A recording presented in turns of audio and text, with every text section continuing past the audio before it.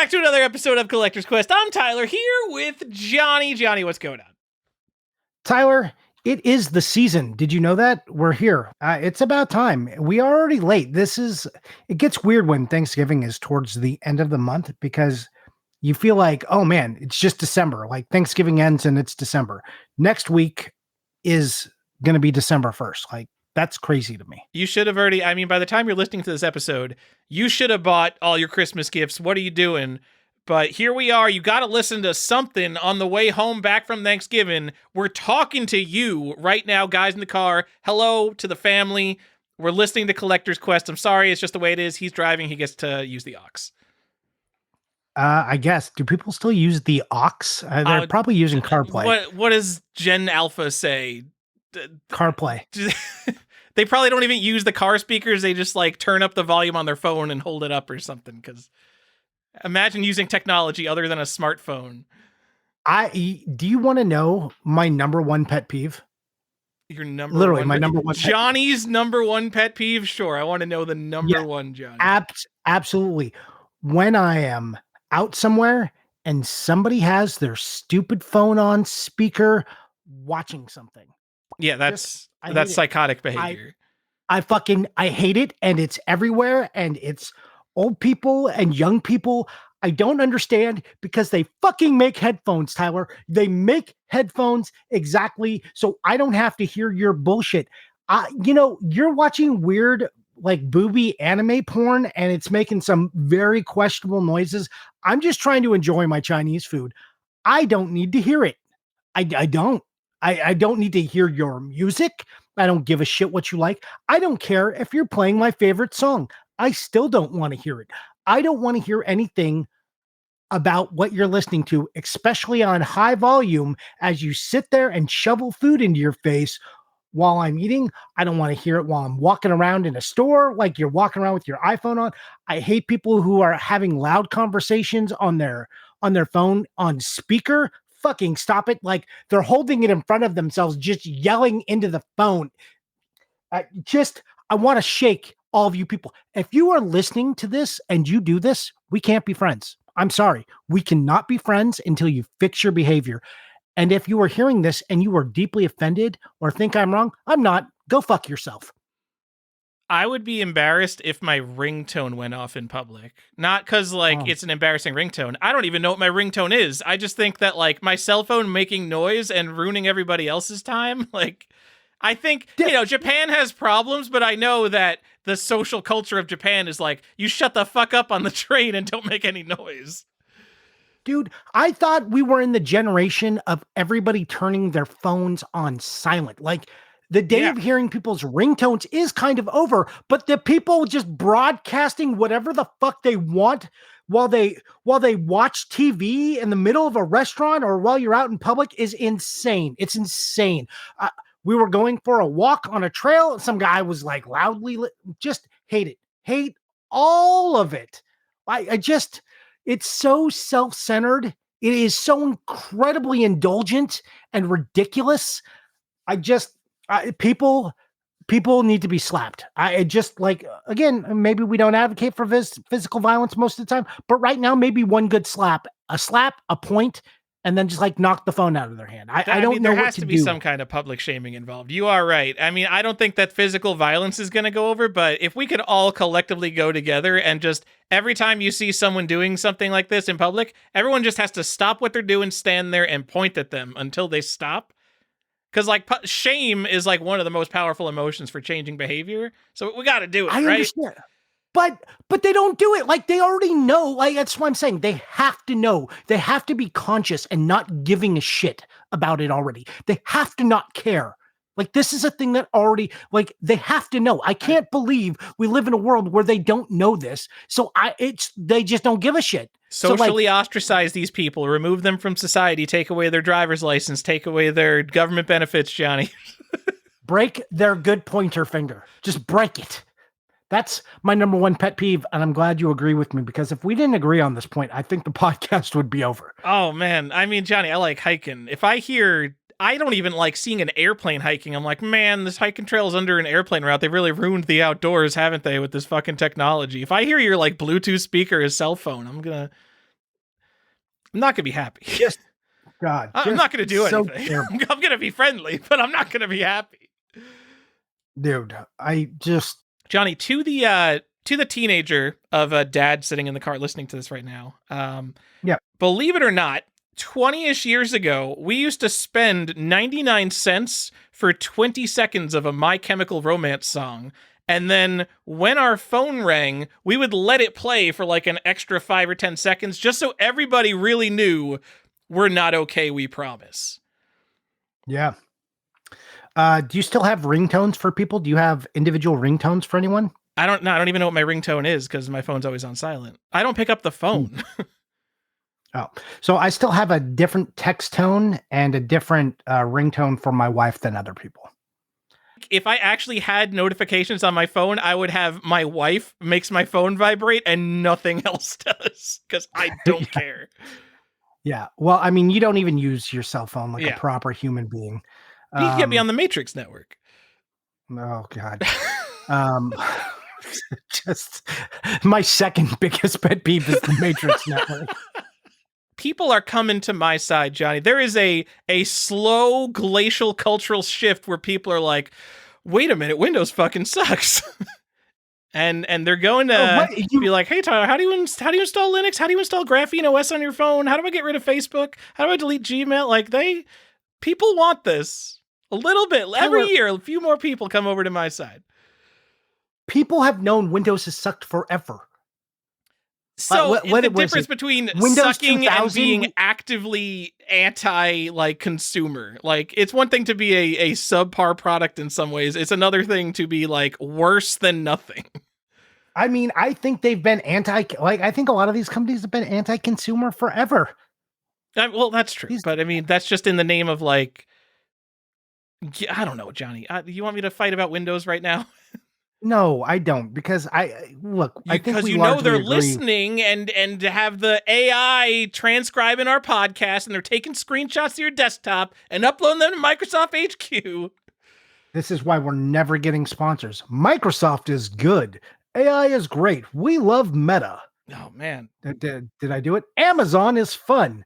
Jeff Bezos is a nice person. God damn it, Johnny. We're not getting sponsored. Do you know what the whole point of a holiday gift episode is to just pick a bunch of random like sponsored links that give you the most affiliate money and throw them up there and be like, oh, I know. You should really get this $400 super video game thing because I'm going to get a $4.70 cut of that when you buy that. This one gives me 11%. We're not steepling our fingers. We're not making any money. This podcast has long been about not making money, Tyler, and not being successful. Well, no, we make our money by subtly hyping up the things that we purchase to sell them in retirement. Like everybody, PC Engine shooters, we've been subtly, really on the low key hyping those because we know that our copies of Nexer on the PC Engine are going to go from $300 to $500 because we started hyping that stuff. Yeah, that's true. Ikaruga, you need it. You definitely need a copy of Ikaruga. Johnny, pet peeve, it's pronounced Ikaruga. It's like an E, not an I. It's not Ikaruga. Hagan. And Hades. All right, Johnny, we're going to talk about some Christmas gifts here. The conceit of this episode every year when you suggest it is that someone could listen to this episode who isn't interested in video game collecting and like pick something out for their spouse. Who on planet Earth is going to listen to a 2-hour episode of Collector's Quest for a gift guide rather than going to Google and looking for best gifts for video game gamers? So my hope is that the husband actually listens to this, and that sounds sexist, but I've seen our demographics.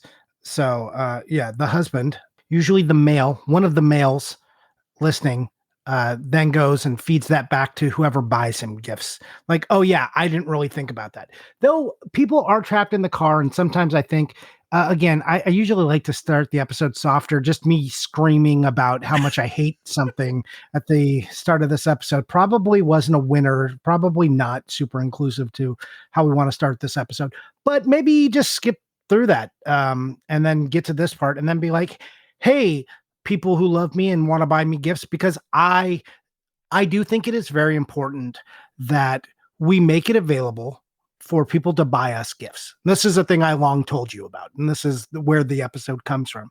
People want to buy you something, and they know you love games. They know it. Like, you've surrounded yourself with it. You spend too much money on it, but you are going to buy all of the important stuff. And so you're going to get classically trained shirt.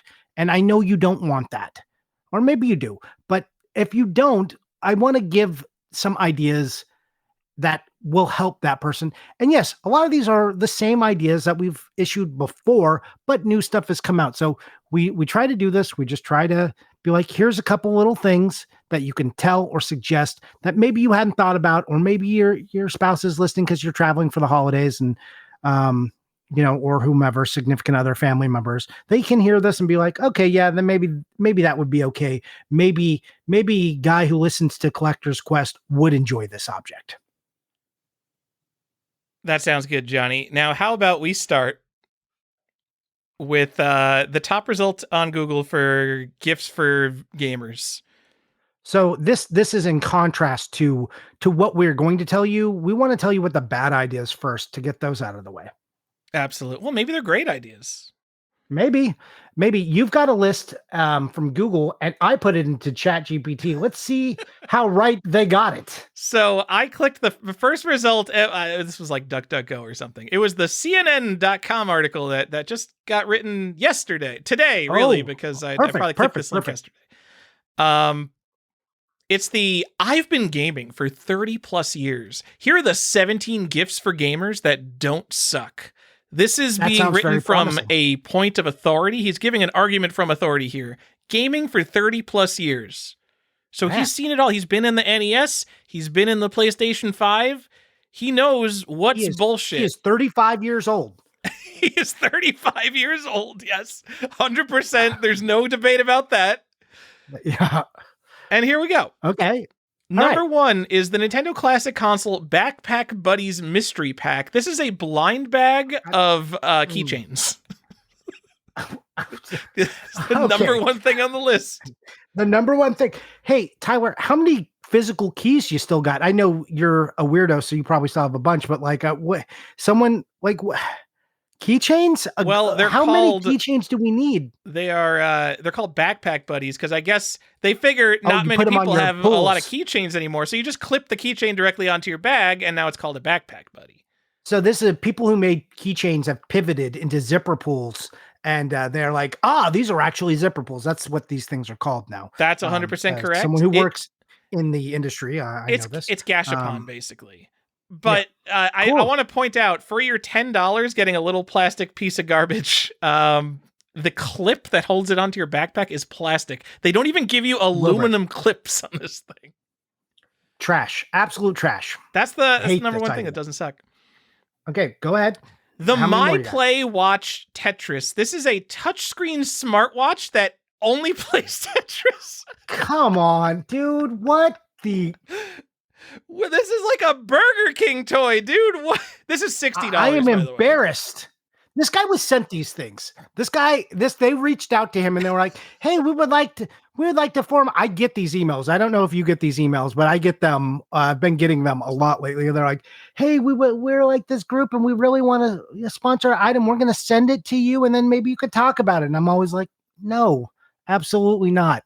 That's what this is. This guy just got these things. Oh my God. Terrible." There's also an Atari smartwatch, so you can play Atari games on your watch. All right, Johnny, we got we got a handheld console here. So when you think of like handheld consoles, we are kind of in a golden era.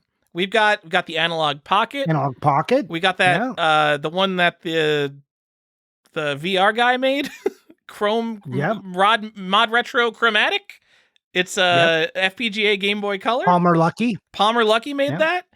And we are, the golden age of, there's these companies like Trim UI and Anbernic and just all these Chinese companies are making the best emulation handhelds that have ever existed. It's crazy what's going on in the retro handheld emulation market right now. I've watched a few videos. There's a bunch of them. There's a guy who's got a good channel about these, and he like is reviewing them all the time. They all have like the DS form factor, and they're neat. Yeah, and this guy's recommending the Hyper Megatech Super Pocket Capcom Edition. Nope.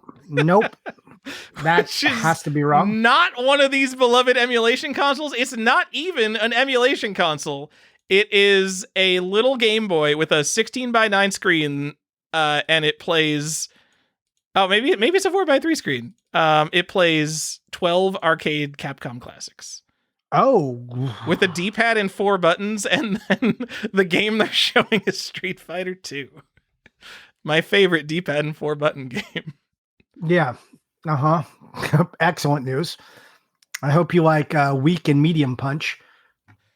Johnny, the My Arcade Game Station Go. This is an insane thing to recommend. Maybe people like this. This is a new Atari handheld. You might not have heard of this because it's so insane that it exists. This is basically the form factor of a Nintendo Switch, but it's a modern Atari handheld that has a D-pad and a control stick on one side, the 4 buttons on the other side, and then below the like ABXY buttons, there's the 12 like Intellivision ColecoVision numpad.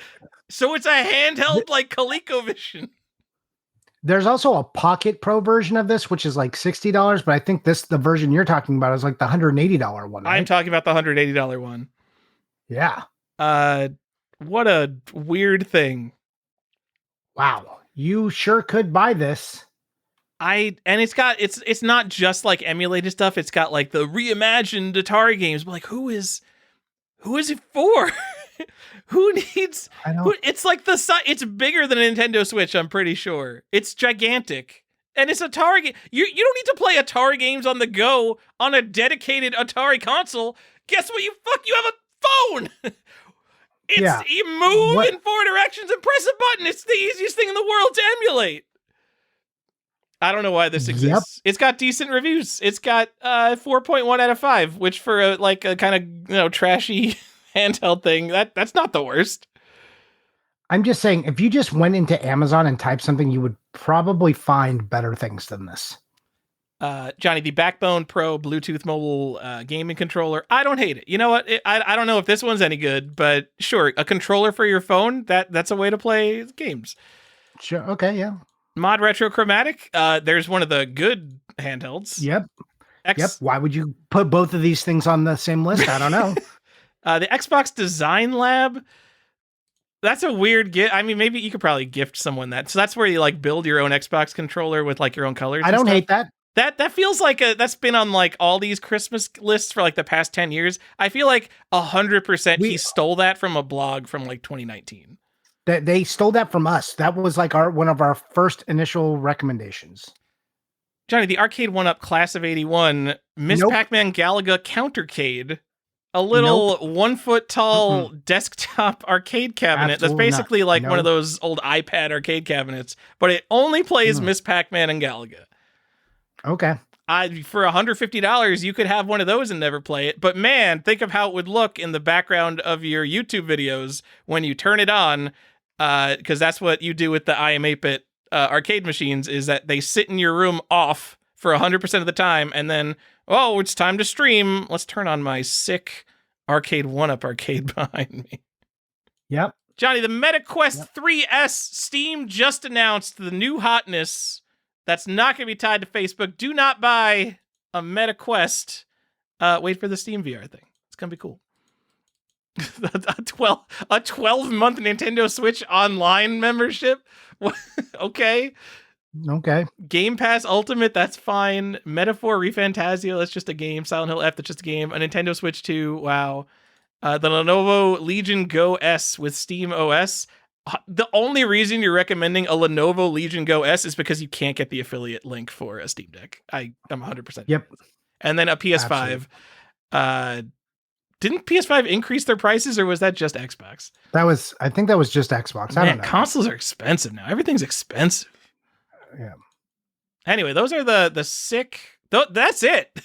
If you didn't like any of those, like, that's what you're getting for Christmas, man. I mean, hopefully, if someone read this, they're just like, all right, I'll get them Metaphor ReFantazio. That's a video game. Yep. So here's what ChatGPT said. They want you to get an Elgato Stream Deck because, you know, everyone's a streamer now. Well, all right, maybe that's true. I think a lot of kids probably do stream to 0 viewers a lot just because they see so much of that content, right? Yeah. I actually, Stream Deck can just be a productivity tool. It's just like a shortcut hotbox. So like you just put it on your desk and like have it. It's just buttons. It's just shortcut buttons. Yeah. So, I mean, we like physical buttons. So like, I don't know. It's not the worst thing I've ever heard of. A mechanical gaming keyboard, I guess.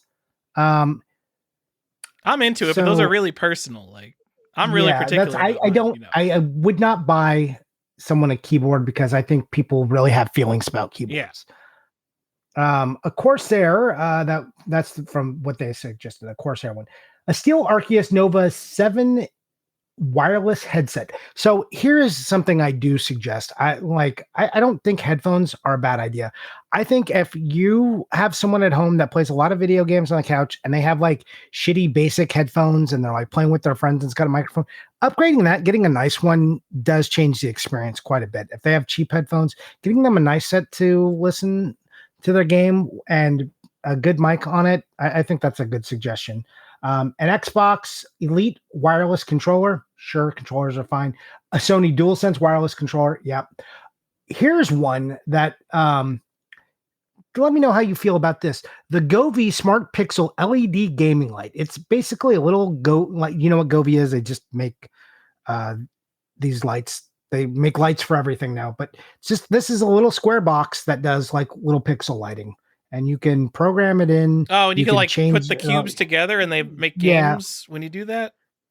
So I don't know if that one does this. This one is just like one little square and you can put all kinds of different things. You can have it like display the time, the weather. You can have it do like animated patterns and stuff. How is that? Perhaps I'm missing the point. Johnny, what is a gaming light? What are you talking about? I think it looks good in the back of your YouTube video. So it's just an RGB light? Like you don't play games on it? No. Okay, so it's a gaming. So it's the same idea of like it's a gaming keyboard. It has RGB lighting on it. Yeah. Yes, but you can do like animated patterns and things like that. And you can program it to do all kinds of different. We have some Govee lights, like we have one of like the light curtains and stuff that we put up for Christmas and you know, like we usually put it up for holidays. You can do like fun light stuff with it if you care about that. So I hate it, but you know what? This feels like something weird that maybe like a stupid blog wouldn't have. So I like that ChatGPT is kind of thinking outside the box. Gaming lights. Yep. And here's my favorite one though. This is the last one I'm going to say. Played a lot of video games in 2025 ornament. I don't know where they got this one from. Are you on one of like Etsy. The lower tier LLMs here? Are we on like ChatGPT 3? What the hell is that? It is literally an Etsy ornament. They found this thing on Etsy, and it is just a wooden round disc with like the shittiest cutout of a PlayStation 2 controller. Like an Xbox and a PlayStation 2 controller combined. It just says, played a lot of video games, 2025, obviously laser engraved. Like all the other things were like, okay, like I understand these picks. This is such a left field pick. Yeah, whatever. Don't buy junk like this from Etsy. This is exactly the kind of stuff to avoid. I mean, don't buy anything you wouldn't be happy to receive. Not something that you'd be like, oh, okay, they did their part. They got me a gift. No, buy something that like you would genuinely want. Buy something that you don't want to give away. That's what makes a good gift. Yep.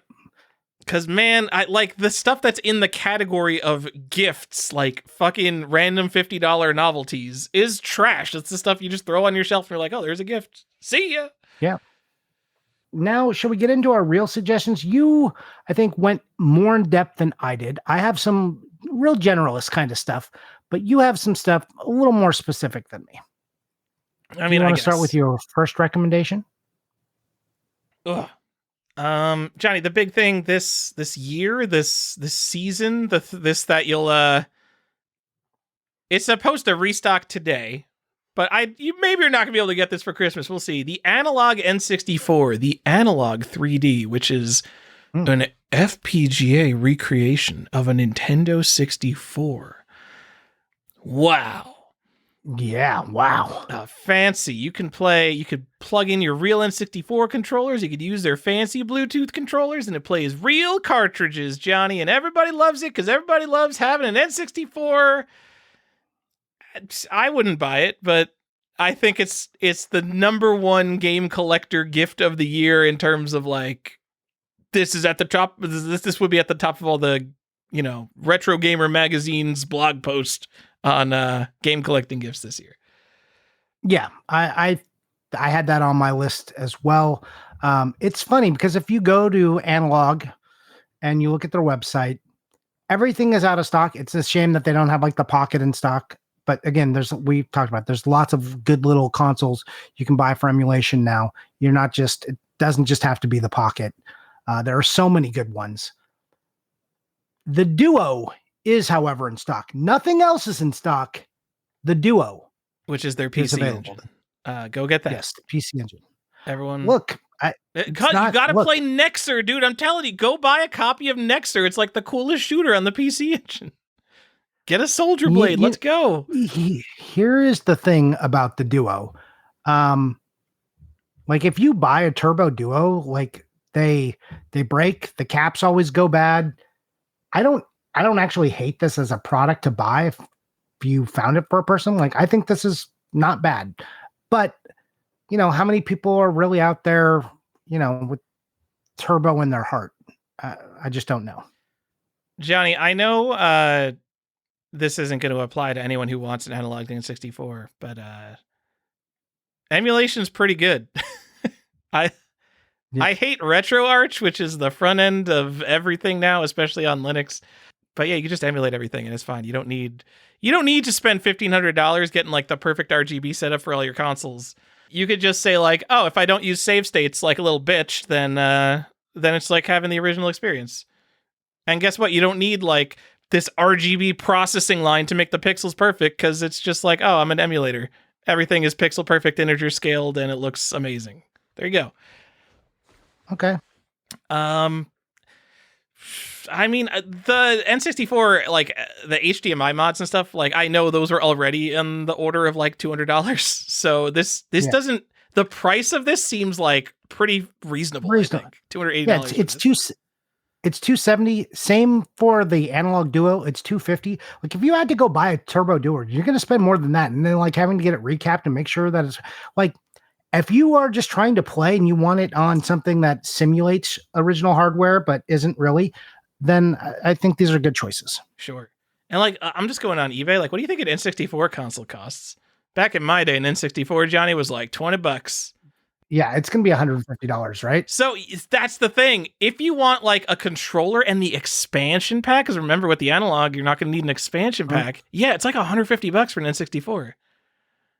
So like, let alone RGB modding or HDMI modding, like it's a compelling price if you don't have an N64, except for the fact that every single person who wants this has an N64. But whatever. Does this come with a controller? I or are you just supposed to use your N64 controller? Because they want to sell you another $50 controller. So there's an 8BitDo 64 controller that's fine and gets you out of the weird N64 form factor that some people love, and I get it, but there are other options. The three-handed people among us. I mean, we gotta respect them. Yeah.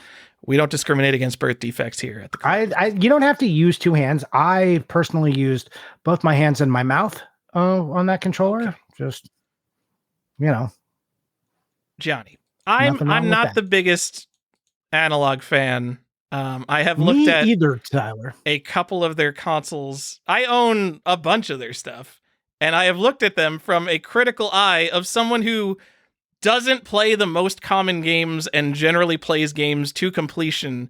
And I have found numerous bugs on all of their consoles. Not game-breaking bugs. The only game I think I couldn't play at all was Family Feud on the original analog NT, just the graphics completely exploded.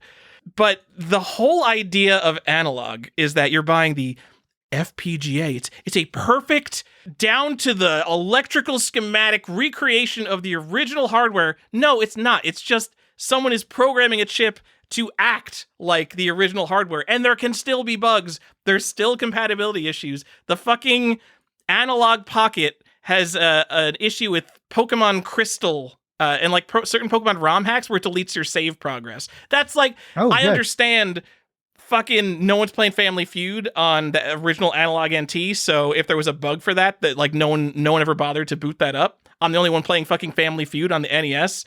But if you're paying a huge premium for these FPGA things, zero emulation, they should be perfect, and they're not, because that's not, an FPGA doesn't mean it's perfect. It's just a technology that they use to make these things. Just do not buy into the marketing hype. But if you need like a nice, probably 4K or 1080p N64, I'm not saying it's a bad option. N64s are garbage and they're hard to plug into a modern TV. Yeah. Again, I don't hate it. I find analog to be a bit pretentious, but I don't hate these products. I do hate that. I kind of hate some of the discourse around it because, again, people act like it's the thing. It's finally, we're here. It's like, original consoles still exist, guys. Like, you didn't just find water in the desert. Like, get over it. It's fine. It's fine. I don't hate it as a gift. I have a Pocket myself. But yeah.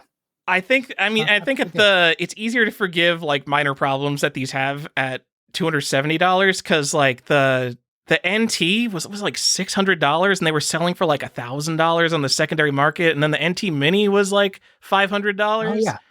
Like they were horrible. Really premium price, and this was before inflation. And now after inflation, we're only at $270 for a much more powerful and complex console. So, I mean, their prices are coming down. It's actually kind of cool.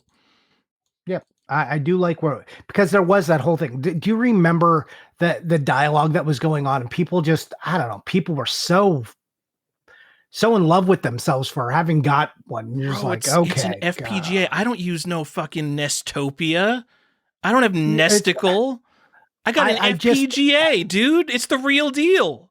It's real. You know what the real deal is? An actual Nintendo. Like, again, you aren't like, this is people who want actual street credit for having original hardware, but they don't. Just stop it. Like, it's still not original hardware. It's not. You're not doing the thing. Like, let's not act like you are. Oh, no, I want to play mine on the truest hardware there. Well, you aren't. So I don't know, just go get an old TV and plug in an N64. Trust me, it'll be just fine. Yeah, I don't know if it's just me, like, it's me getting older. I do like nice, crispy LCD pixels. I like some nice, sharp pixels, but like plugging an NES into like a random CRT it's like fine most of the time. Like if it's not like the most precise game in the world or something where you really need every last pixel, like it's fine. And you'll feel like you're having the real experience. You'll be like, oh, this is what it was like in the 90s. And all these people who say it's like for nostalgia, it's like, do you know how bad the human memory is? Like, I'm just telling you, you don't remember things as well as you think you do.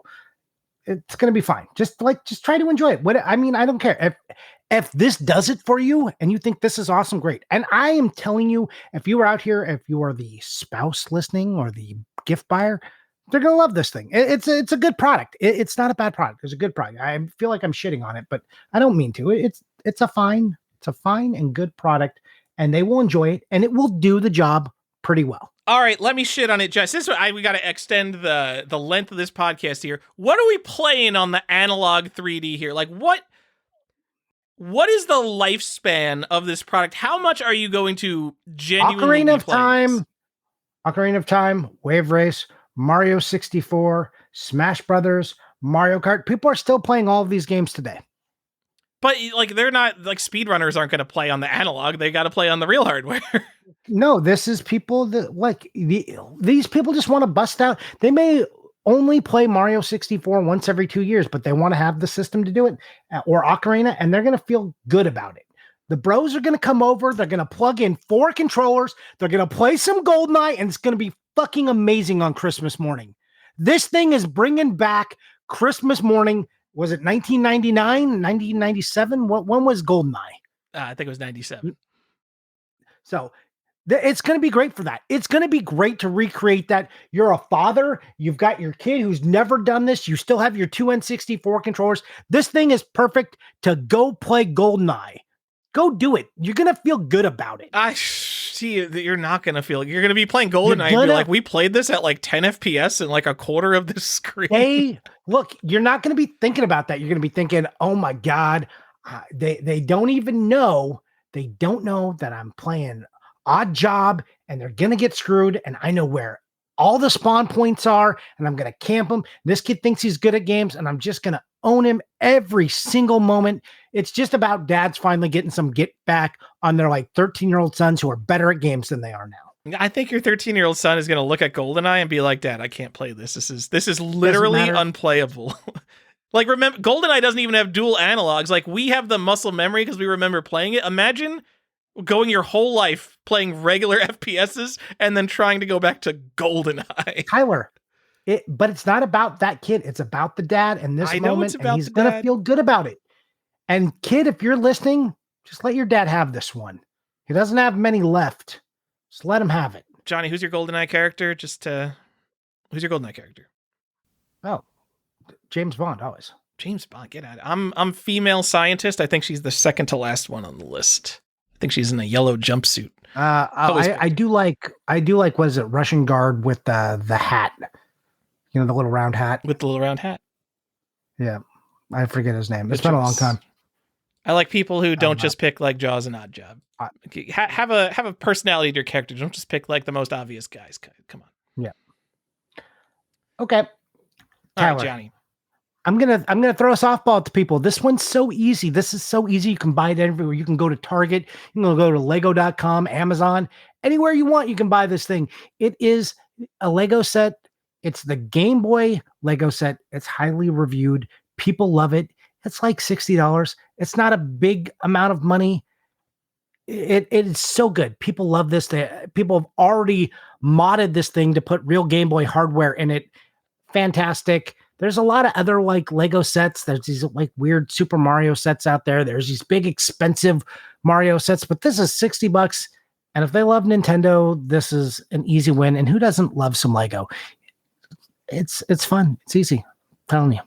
This was I don't like Lego because the dollar value to build time, like Legos are so much fun to build. I love Legos, and every time I build it, I'm like, oh man, that's $250 and it's just gone because I just sucked all the fun out of that. Now I just have to own it, and I hate owning stuff, so that's not the fun part to me. But this is a cool set. This was actually also on the CNN list, but I skipped it because I knew it was on your thing, and it is also kind of like the most obvious gift. Like next to the analog, super obvious 3D. They put even like a little lenticular like sticker in for the screen. Like it looks great. They did a really good job. It's the original form factor. It has a very similar weight. Like it's very cool. It's very cool. It feels like it was scientifically designed in a lab to like meet a $60 price point, because they could have done something different, maybe made it like interactive or something for like $100, $150, and people would have gone crazy for it. But there was some like MBA breathing down the designer's neck that's like, if you don't meet the $60 price point so we could sell 4 fucking million of these, I will actually kill you. Well, there's like Lego. There's so many expensive Lego sets now too. So this is like a nice, they understood that this was a gift. There's like a Genesis controller one that's like fine. They've got the Atari that was like kind of ridiculous. But like those are like $200-$300 even, right? Yeah. So this one is great. Like $60. It's just like, it's a real win. You know, this is someone out there was like, can we just make this an easy gift for the people? And they're like, yeah, I guess fine. And again, it's a good size. It's the right price. It's a win. The price of Legos is so expensive. So sometimes it's very hard to recommend a Lego set. And this one I get to. So I'm very happy about that. Good job. Johnny, I was talking about emulation handhelds. I got sucked into this rabbit hole. I don't remember if I've talked about it on the show, but what was I playing? I played Advance Wars. Oh, was it Earthbound? I don't know. I was getting into some Game Boy games, some GBA games, and some SNES games towards the latter half of this year.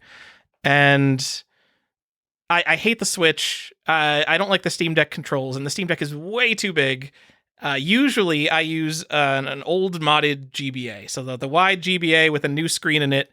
That used to be like the hotness. You would see those at conventions. People would just buy old GBAs, put like a $20 AliExpress screen in it that looks really nice and sell them for $150. And it's like, whoa, damn, the good form factor, but with a better screen.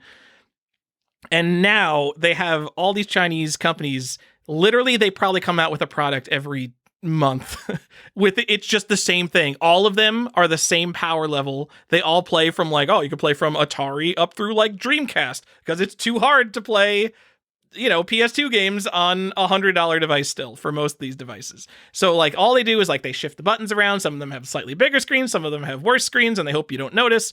And there's a billion of them and it's this whole big confusing mess. So Johnny, I'm here to recommend the Anbernic RG Cube XX, which is it's a horizontal one of these and it has a square screen. It's a 720 by 720 screen.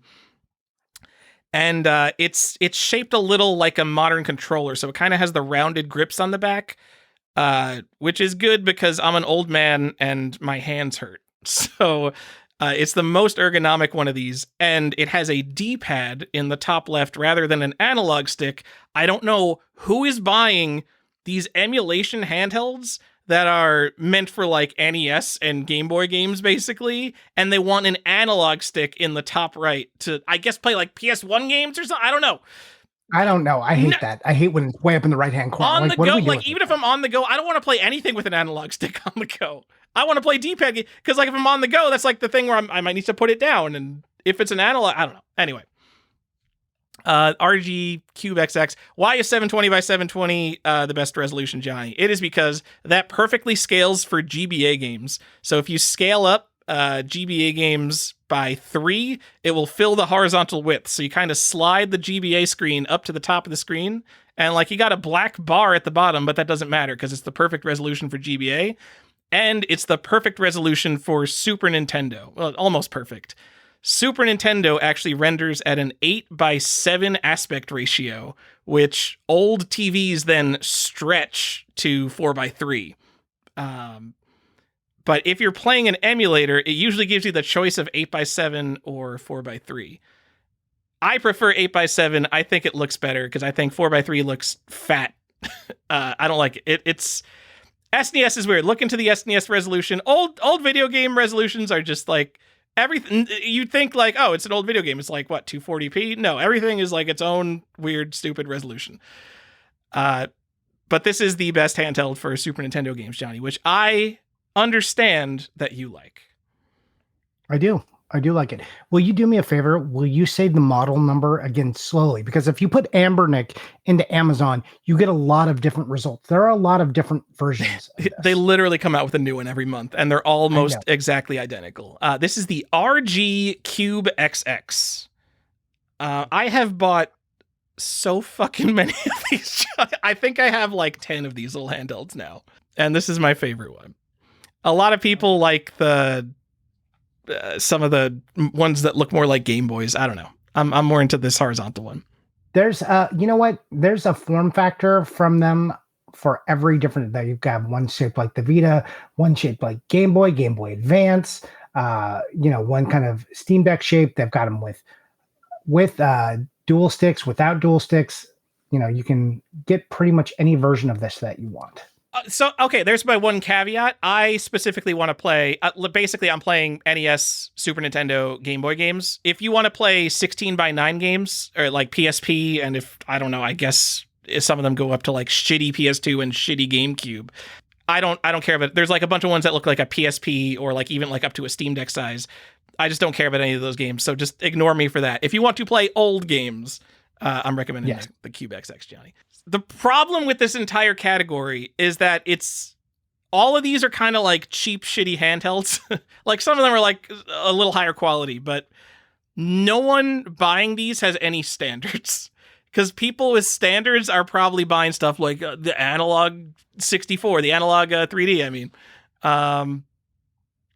And so, like, these are the kind of people who will play NES games stretched to 16 by 9. Like, they do not care about aspect ratios or things. They're just like, it plays old video games. I'm going to spend 6 hours loading it up with every old video game and then put it on a shelf and not play it. Like 50% of this community is just the kind of people who likes tinkering with new toys. Yeah. So if you're really kind of like picky and like I need my controls to be clicky, I don't want it to be shitty and mushy, and like or the other way around, like just ignore everything everyone says about any of these. Every YouTube video is bullshit. No one has any fucking idea what they're talking about with this.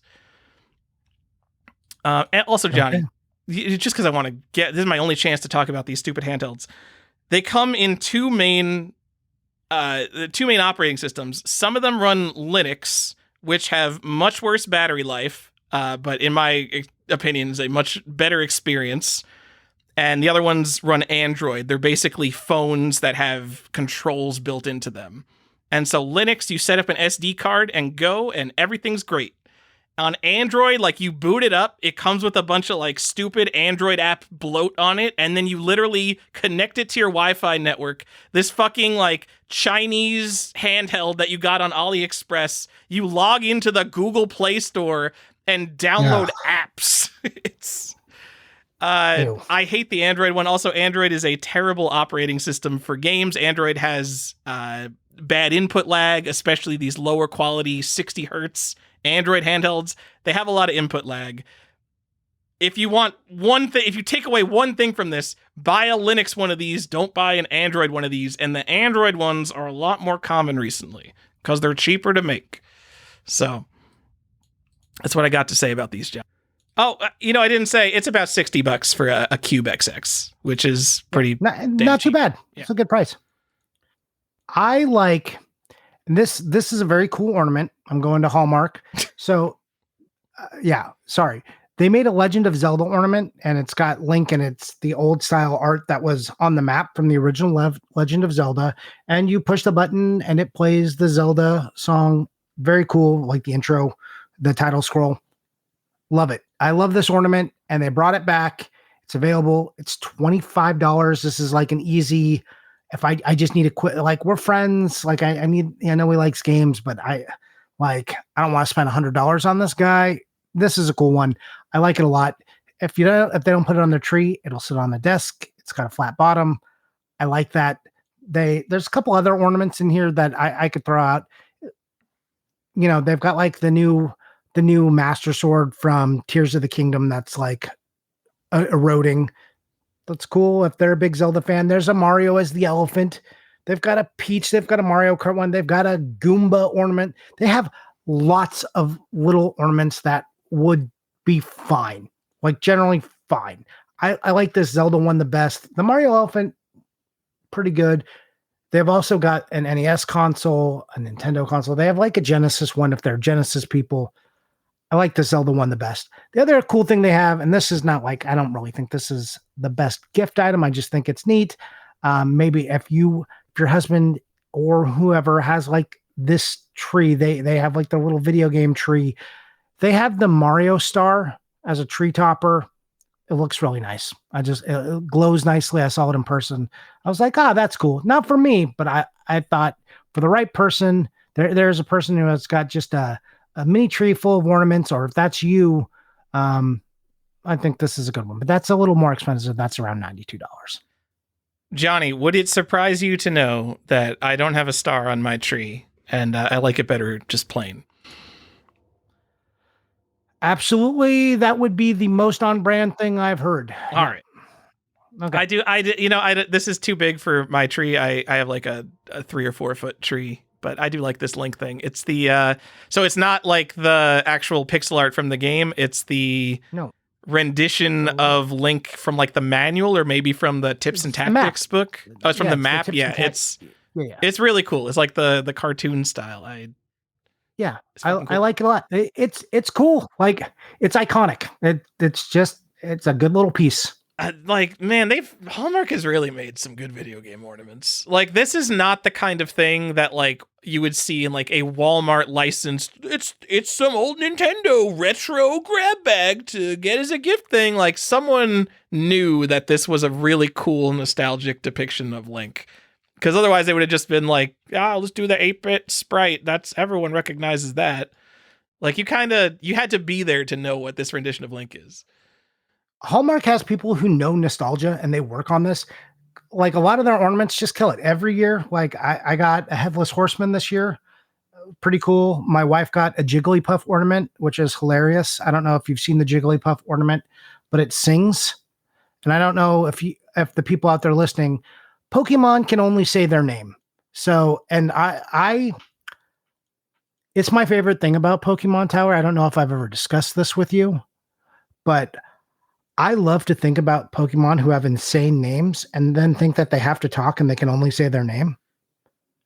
It just, I find that funny, especially when I think of Lickitung. I think of Lickitung all the time, and he's just out there being like, Lickitung. It's just creepy and weird.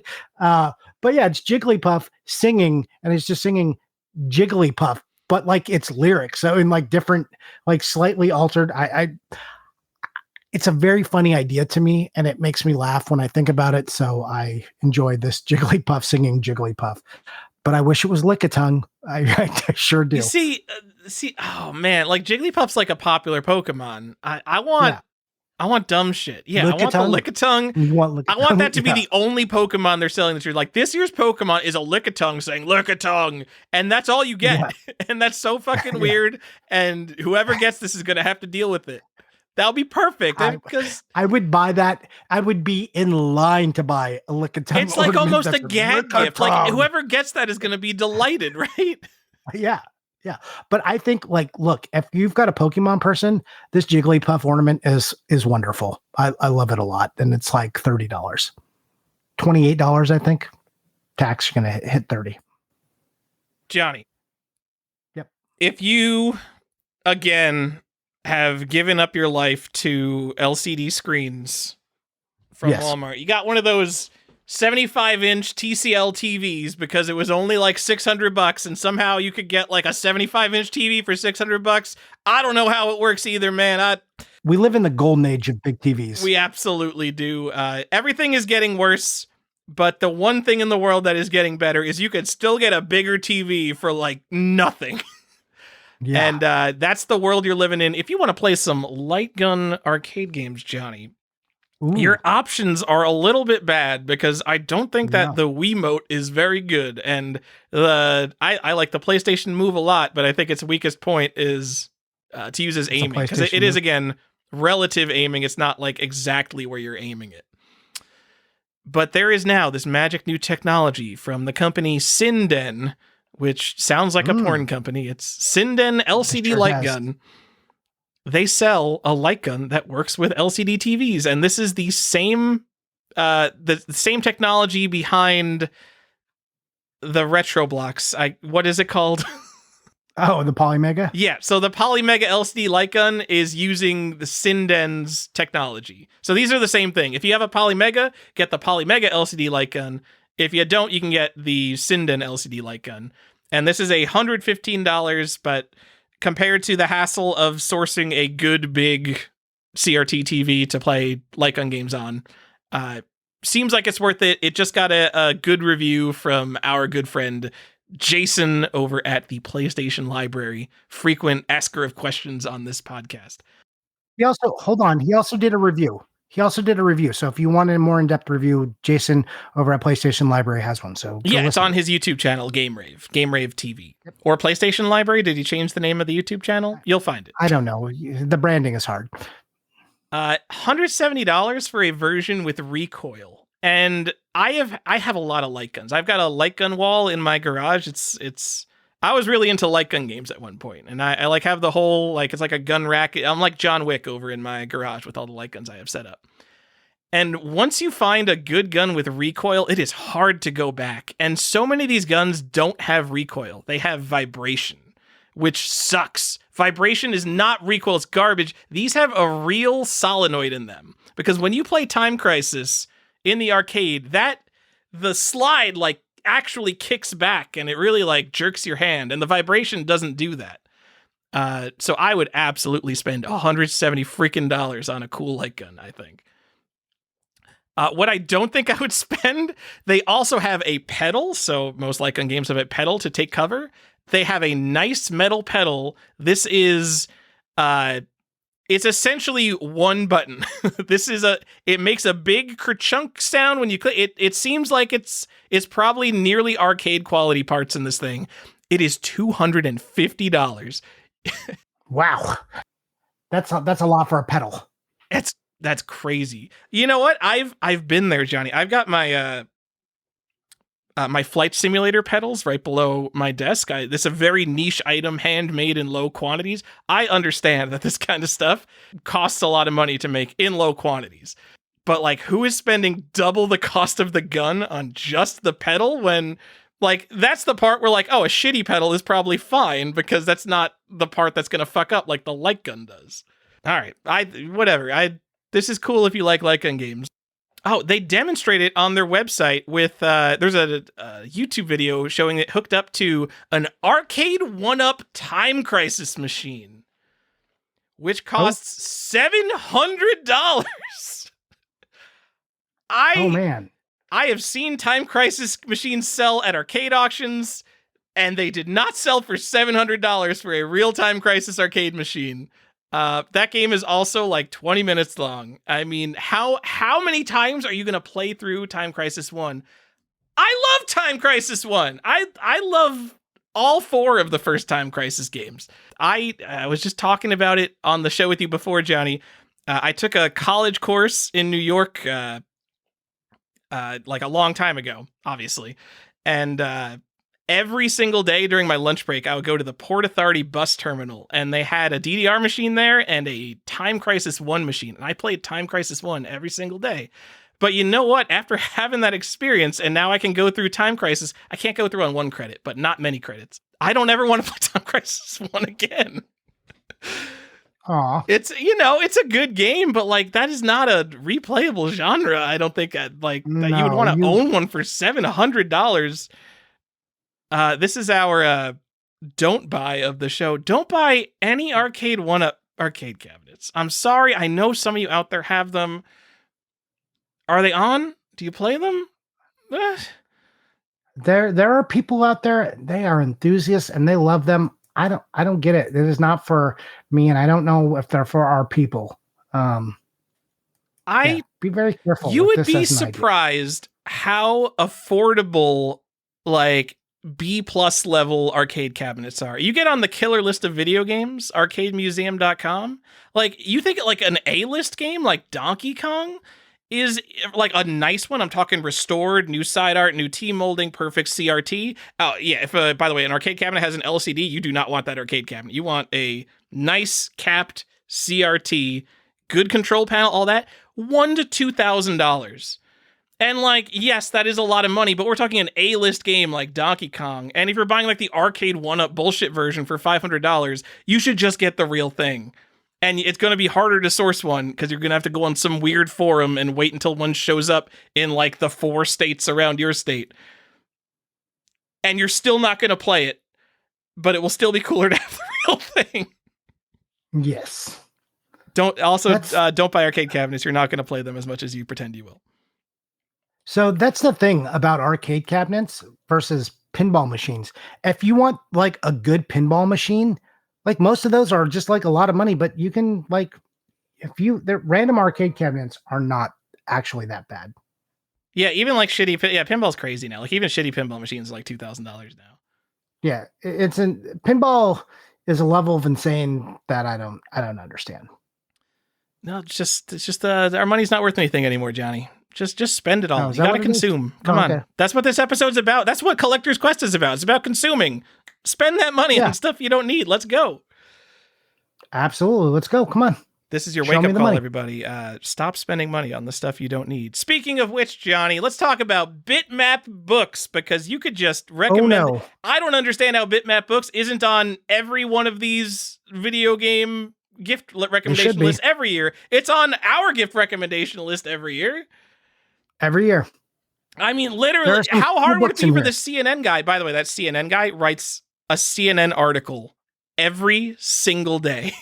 He has like some stupid list. Like, I just can't imagine the amount of brainless content churn to write an article every single day like that. And he didn't even think of bitmap books.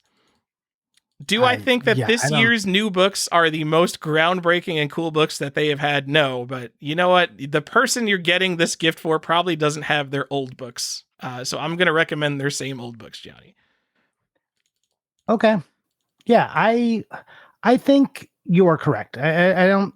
Nothing really super wowed me, and we do we do have this problem, right? We want things to be specific, get into the nitty gritty. A lot of these are just like kind of picture books. They're like coffee table books. It's fine. I think I think the Super Famicom box art collection is fine, especially if you haven't been that exposed to it. But there's like some text in it, but again, it's just pictures of the book. I think the Commodore and Amiga Visual Compendium is a little more interesting because you're probably even less versed with that.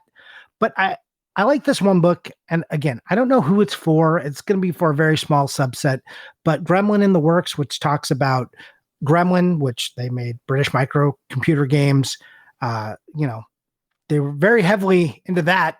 If you want some stuff on the ZX Spectrum, they got you, and on the aforementioned C64. That but that's we talked about this, and you said something smart. It's like this is what we need. We need things that are specific. We don't need a bunch of generalist books anymore. They just clog up the shelves. I'm sorry, Pat Contri and your dumb books. These aren't cutting it. We don't need this. What we need is a book that gets in detail, known like someone who is a specialist to come and write this, and then we need to compound those books. Many specialists writing many books about their specific area, so we have actual knowledge. And I think a book like this gives that. There's also one called Generation 64, not about the N64, but about the Commodore 64 and about the Swedish enthusiast of the Commodore 64 and how it kind of took over their area, and the people who were very into it and made games for that, what they went on to become, like making poker go in 1999, like some other websites, people who went on to much bigger things. Like, I think that's kind of an interesting story. Not the most information I can get. That's just kind of like a subset of information about people who were related to games, unlike the Gremlin book, which is specifically about games. Yeah, like where are you going to get like a 500-page coffee table book on like Gremlin Interactive? Right. That is probably the best source for information on Gremlin Interactive. Like that's a cool, worthwhile book, I think. One of their newest books is the definitive book of Super Nintendo RPGs Volume 1. So it's the definitive book and it doesn't even have all of them. But like, all right, like we got the Jason Graves YouTube channel. Like we have information about SNES RPGs, and like I don't think that, like, I'm sure this is a fine book that has all the information compiled from all the sources, but like how much do I need to know about Final Fantasy Mystic Quest that I don't already know? True. Hey, did you know that it's not called Final Fantasy Mystic Quest on the Game Boy? It's just called Mystic Quest. Do you know that Mystic Quest is actually the name of another game called Seiken Densetsu on the Game Boy? Yeah. Oh, we know all the things. Great. Perfect. Anyways, even if you picked wrong, it's going to be better than most of the garbage that you'd get off these lists. So even if you just picked some visual compendium, you're not striking out. So person buying gift, even if you don't buy the Gremlin book because that seems too specific for your person, one of these visual guides is probably going to find. They're probably going to enjoy it. Look, I don't hate them. They just like, you read them once and then just kind of put them away, and then someone comes over and you like hope to show them because you know they're into it. They just kind of sit around. But I still like them. Look, if space and money was an infinite thing, I would just have all of these. But that's just not the reality. I'm a big fan of the JRPG and their CRPG book. Those are pretty broad general topics, but they're not topics that have the kind of detail you get in those books in English, which is very cool. Also, Metal Slug, The Ultimate History. They have that. The what? The Ultimate History of Metal Slug. Like okay, like cool. I mean, it's cool that it's specific. I'm not going to knock anything that's specific. I don't personally care.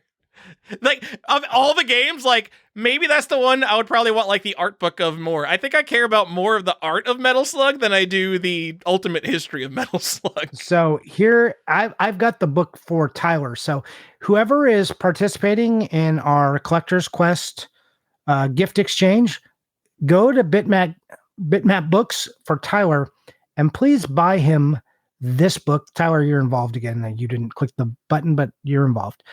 So it's Go Straight, the ultimate guide to side-scrolling beat-em-ups. That doesn't sound like a book I would want. I'm sorry, Johnny. Nope, that's the book absolutely Tyler wants. Also, I get what they're saying with Go Straight, because in these beat-em-ups you travel straight. But that's I don't know, maybe a provocative title. I would question it. I would say no. It's kind of like a What a Game situation where it's like, we could name it that, or we could just pick any other name. Yeah, or you don't have to. John, I'm just gonna say one more thing about Bitmap. They have a book, History of Football Games, which is it's soccer for us Americans here. Very strange, specific topic, and apparently it has almost every football game. So that's the kind of stuff I want to see. I don't care, but if I did, that would be cool. Gaming. Look, they have a lot of good books. There's a lot of art compendiums in there, and then there are some really specific stuff. I would choose more specific, but again, you aren't striking out with pretty much any of these unless you buy Tyler this Go Straight book. All right, I will never go straight. We know, Johnny. I'm going to give away my my Secret Santa gift here. Okay.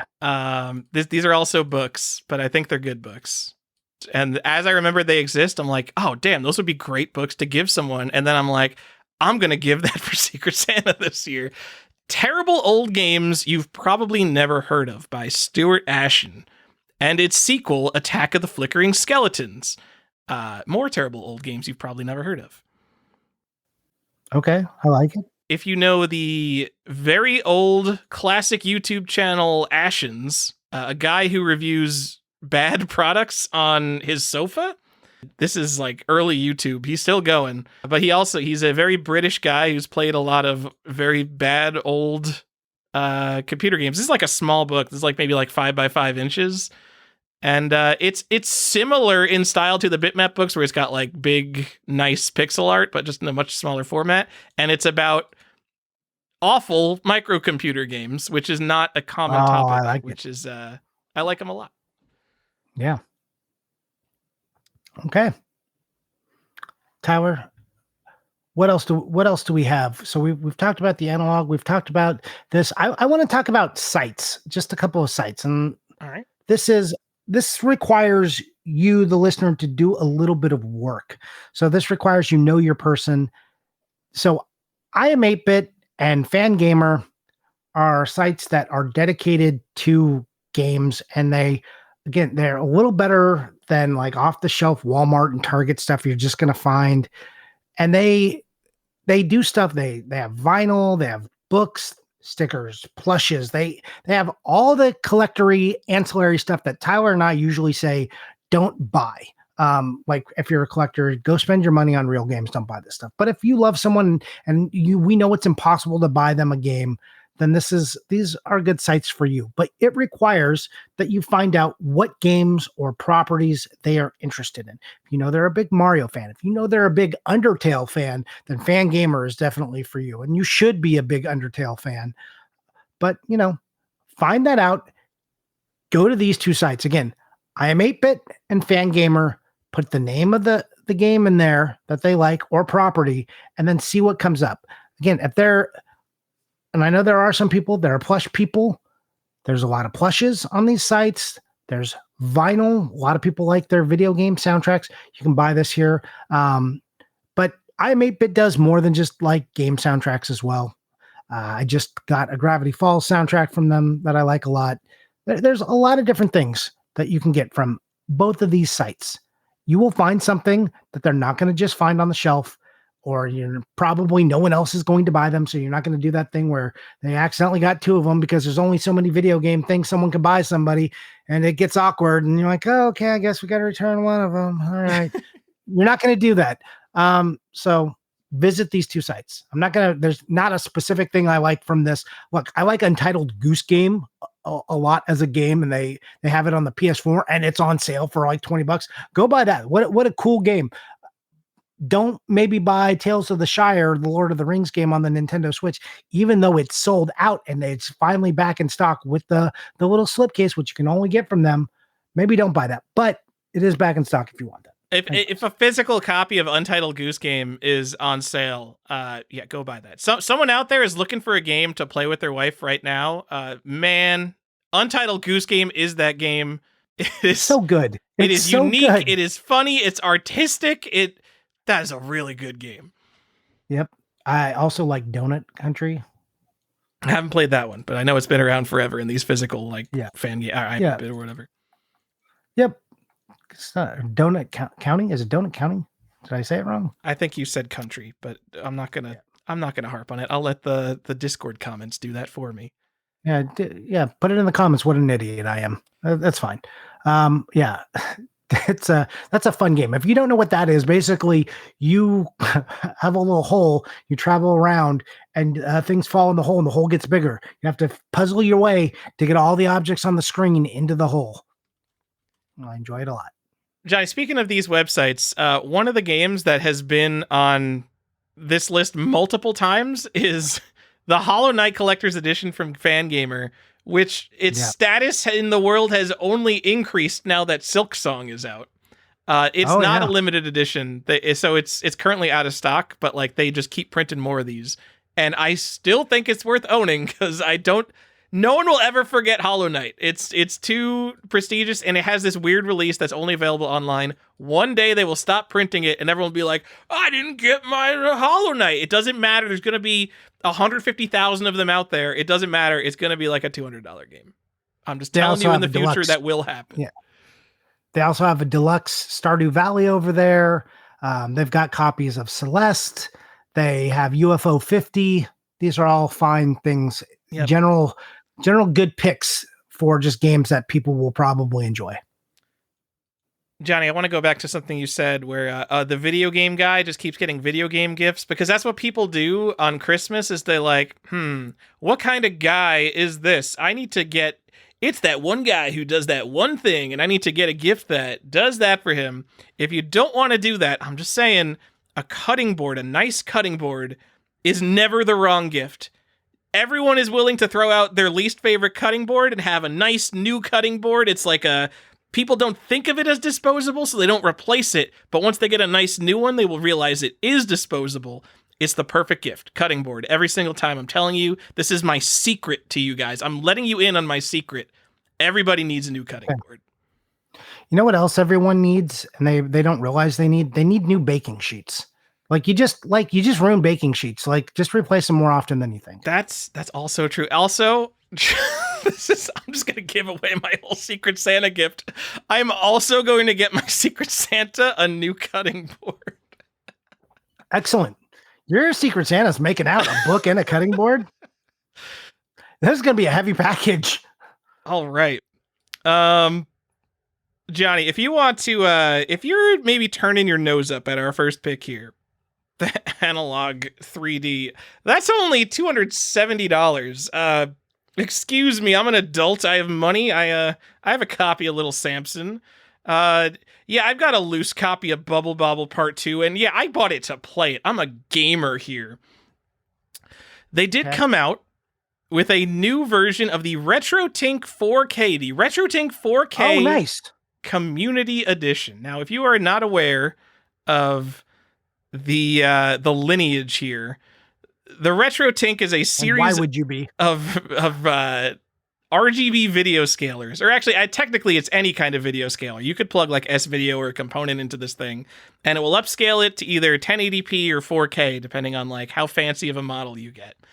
And these were like competing with the OSSC. OSSC, the open source scan converter, is it's like a $200 open source FPGA video scaler. And everyone loves it. It does a great job. And then RetroTink came along and they're like, bam, now we got the RetroTink 5X Pro. And that's like $325. And it's got some slightly better whiz-bang feature. And then they're just like, and then like the people buying a $300 video scaler, the money is no object to them. They're buying a $300 video scaler to hook up like their RGB modded 3DO into to play like Star Control 2 with slightly better graphics. Like they do not give a shit. So RetroTink said, fine, we will put all the most powerful hardware, all the greatest features into the RetroTink 4K, a $750 specifically for old video games video scaler. I understand you can go into the commercial space and get a very expensive Extron video scaler that, it has like 700 RGB inputs and outputs and all that. But this is like very specifically, it has like the nice interface. It's like very specifically like, oh, here are all the settings you would want to change in your retro games, like all the aspect ratios and the pixel perfect and all that. And like, yes, maybe your fancy Extron scaler can do that, but this is much nicer and it is optimized for having the lowest latency possible. This is the one, $750, the RetroTink 4K. This year, they came out with the poor people version of that, Johnny. It's the RetroTink 4K CE, and it's like $500. Oh, okay. So to get the poor people version one, it's still like the second most expensive gaming focused video scaler that you could buy. And it's missing a few scaling features. Like I could tell you what it's missing. It'll be like, oh, the 2x2 PAL interlaced pull down isn't available. Like I don't even know. Like you don't know what the things that they're listing are because the person buying this is just like, I want the one with everything. And so my argument is, why are you buying the $500 one? If like you're never going to use the video sign 2x3 operating mode. Like you don't know what that is, but just get the $750 one. It'll be one and done, and you'll never have to upgrade it again. Because look at me over here. I've got a FrameMeister still. I still use my FrameMeister, and that thing is like it's like an ancient piece of technology now. That thing adds 22 milliseconds of input lag, Johnny. 22 milliseconds. That's like a frame. My goodness. A frame of input lag? Are you kidding me? I could just put up with, somehow I put up with that. Why though? So my argument for buying the $750 one, if you are getting into like all RGB modded everything, so now you're going to need a SCART switch at a minimum. So for like 8 consoles, the high-end one is the G-SCART switch. One word, G-SCART SW. It's $350 for an 8-port automatic SCART switch that has like all like the low latency and the automatic switching and all that. And you're buying a $750 scaler. You're also going to buy the $350 switch because at this point you're buying all the best stuff. And then you need all the best cables. So you go to the retrogamecables.co.uk, whatever that website is, and like you're spending $30 to $60 on every single console for cables. Multiply that by 8 for hooking up all these consoles. That's another few $100s. And then you have to mod your consoles. And not only do you have to spend money on the mods, if you're going through this RGB journey, all of a sudden it's like, well, you're not just going to RGB mod the Super Nintendo you already have. You're going to have to get a 1-chip Super Nintendo because that has superior video quality. You're going to have to get a non-TMSS Sega Genesis because that has superior audio quality. And the whole point is that you want the best everything. You're going to be spending well over $1,000 if you're really doing up your RGB setup, which is why I'm saying don't buy the new RetroTink 4K Community Edition, just buy the expensive one because we're wasting all our money anyway. That's my argument. Okay. Fair enough. Anyway, that's a thing you could buy. Go put that on your Christmas list, kids. If you're just getting into retro gaming, you're like 16 years old, just like tell your mom and dad, hey, they got this cool thing. It's called the RetroTink 4K, and it makes the NES look even better. Almost as good as just emulating it on my iPad. But, not quite that good because that would be perfect. I'm going to deliver us back from insanity. All right. Into basic bitch territory. Tyler, you can go onto Amazon right now and you can buy a Switch 2 for your person if they haven't got a Switch 2. And that would be probably fine. A couple $100. What are your favorite Switch 2 games? Do you have a Switch 2? I do. What are your favorite Switch 2 games? The Legend of Zelda Tears of the Kingdom, The Legend of Zelda Breath of the Wild, Mario Kart. all the favorites from the Switch that you can now play for more money and questionable authority on the Switch 2. Now, the hold on. Switch Do you 2 does actually some have? money. Well, I'm sure you do because you're a collector. But if I own Tears of the Kingdom on Switch and I get a Switch 2, can I upgrade that for $10, or do I have to buy the Switch 2 version? I don't know, honestly. Okay. I actually don't have them on the Switch 2 yet. I only have one Switch 2 game, and it's Mario Kart. That's crazy. And I was like kind of excited for that Mario Kart, and then I saw the reviews, and I'm like, this is not the game for me at all. I thought it was going to be the first Mario Kart game I get into in a while. It had a lot of promise, and look, it's Mario Kart. They're going to figure out a way to bring it back around. That's what I know about Mario Kart. They will fix it. All right. So, but Hyrule Warriors Age of Imprisonment is a game I will probably get on the Switch 2. It'll be the first, this is, a game I'm going to go out and buy and play pretty much.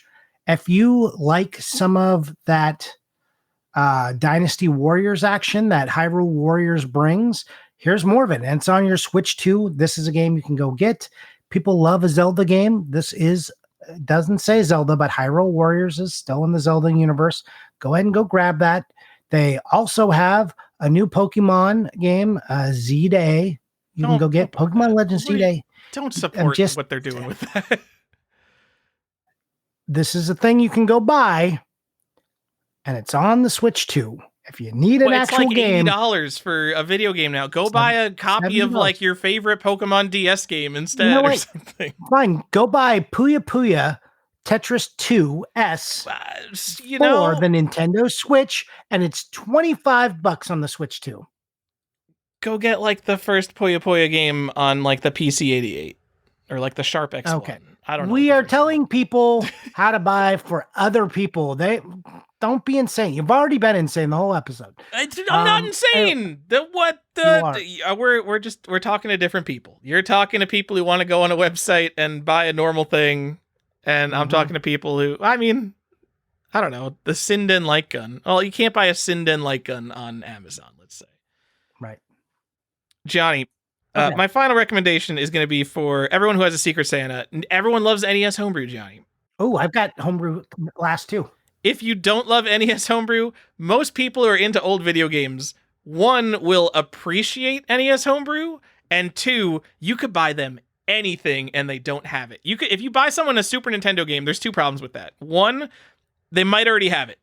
People don't publish their freaking Google sheets of what's in their game collection. And two, they might have condition standards that are different than yours. Unless you are getting a Gem Mint still has the shrink wrap on it video game for someone as a gift.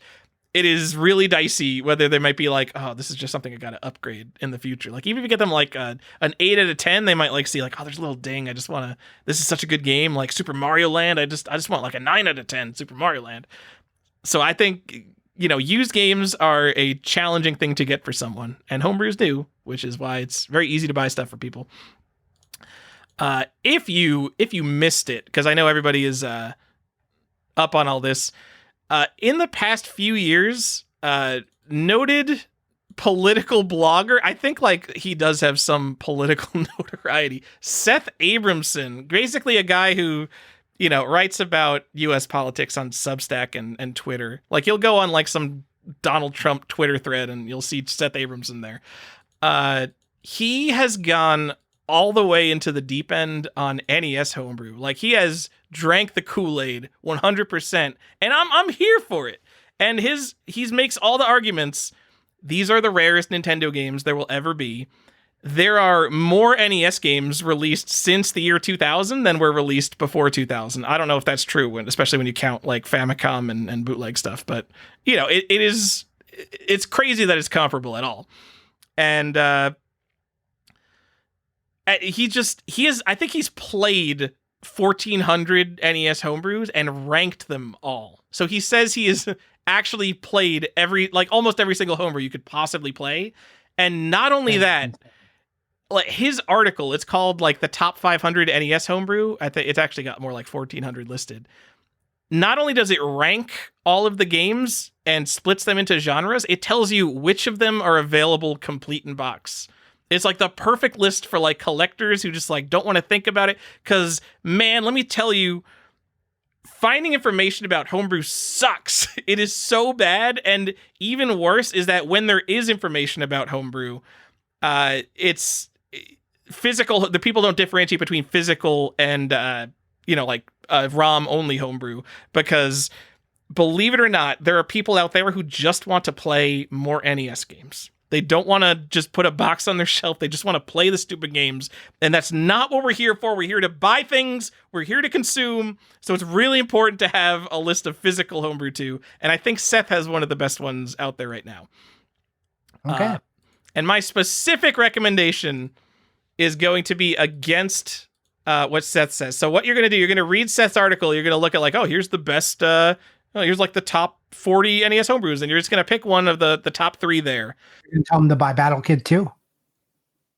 Ooh. Oh, no, hold on. I want to go check this now. Dude, Battle Kid 2 is like number 10 in just the action adventure rankings. So me and Seth might have some fighting words here. I love Alfonso's Arctic Adventure. He's got that at number 2, but like better than Battle Kid 2. Come on, Seth. So here's the thing. So Seth ranks all these, and it's fun to disagree with his rankings. I think his most egregious one is Super Tilt Bro. He has a list of NES homebrew fighting games, and out of the top 20, he put Super Tilt Bro at 15. Super Tilt Bro is basically an 8-bit version of Super Smash Brothers. And it's been in development for years, and it's been getting feature updates for years. It started out, and I think there was only one character at the beginning. And when what was it, Sylvain Gadra who made this, he was saying like, yeah, it's probably never going to have more characters. That might be too complicated. And now there's like multiple characters with multiple different move sets. It has online Wi-Fi play on an NES. It has a Wi-Fi chip built into the cartridge, and you can play this game online. And he has it listed at 15 out of 20. I think it is easily, by far, the best fighting game on NES. And I realize that's not a category that has a lot of competition, but it's an incredible game. It's so good. It's been polished so long.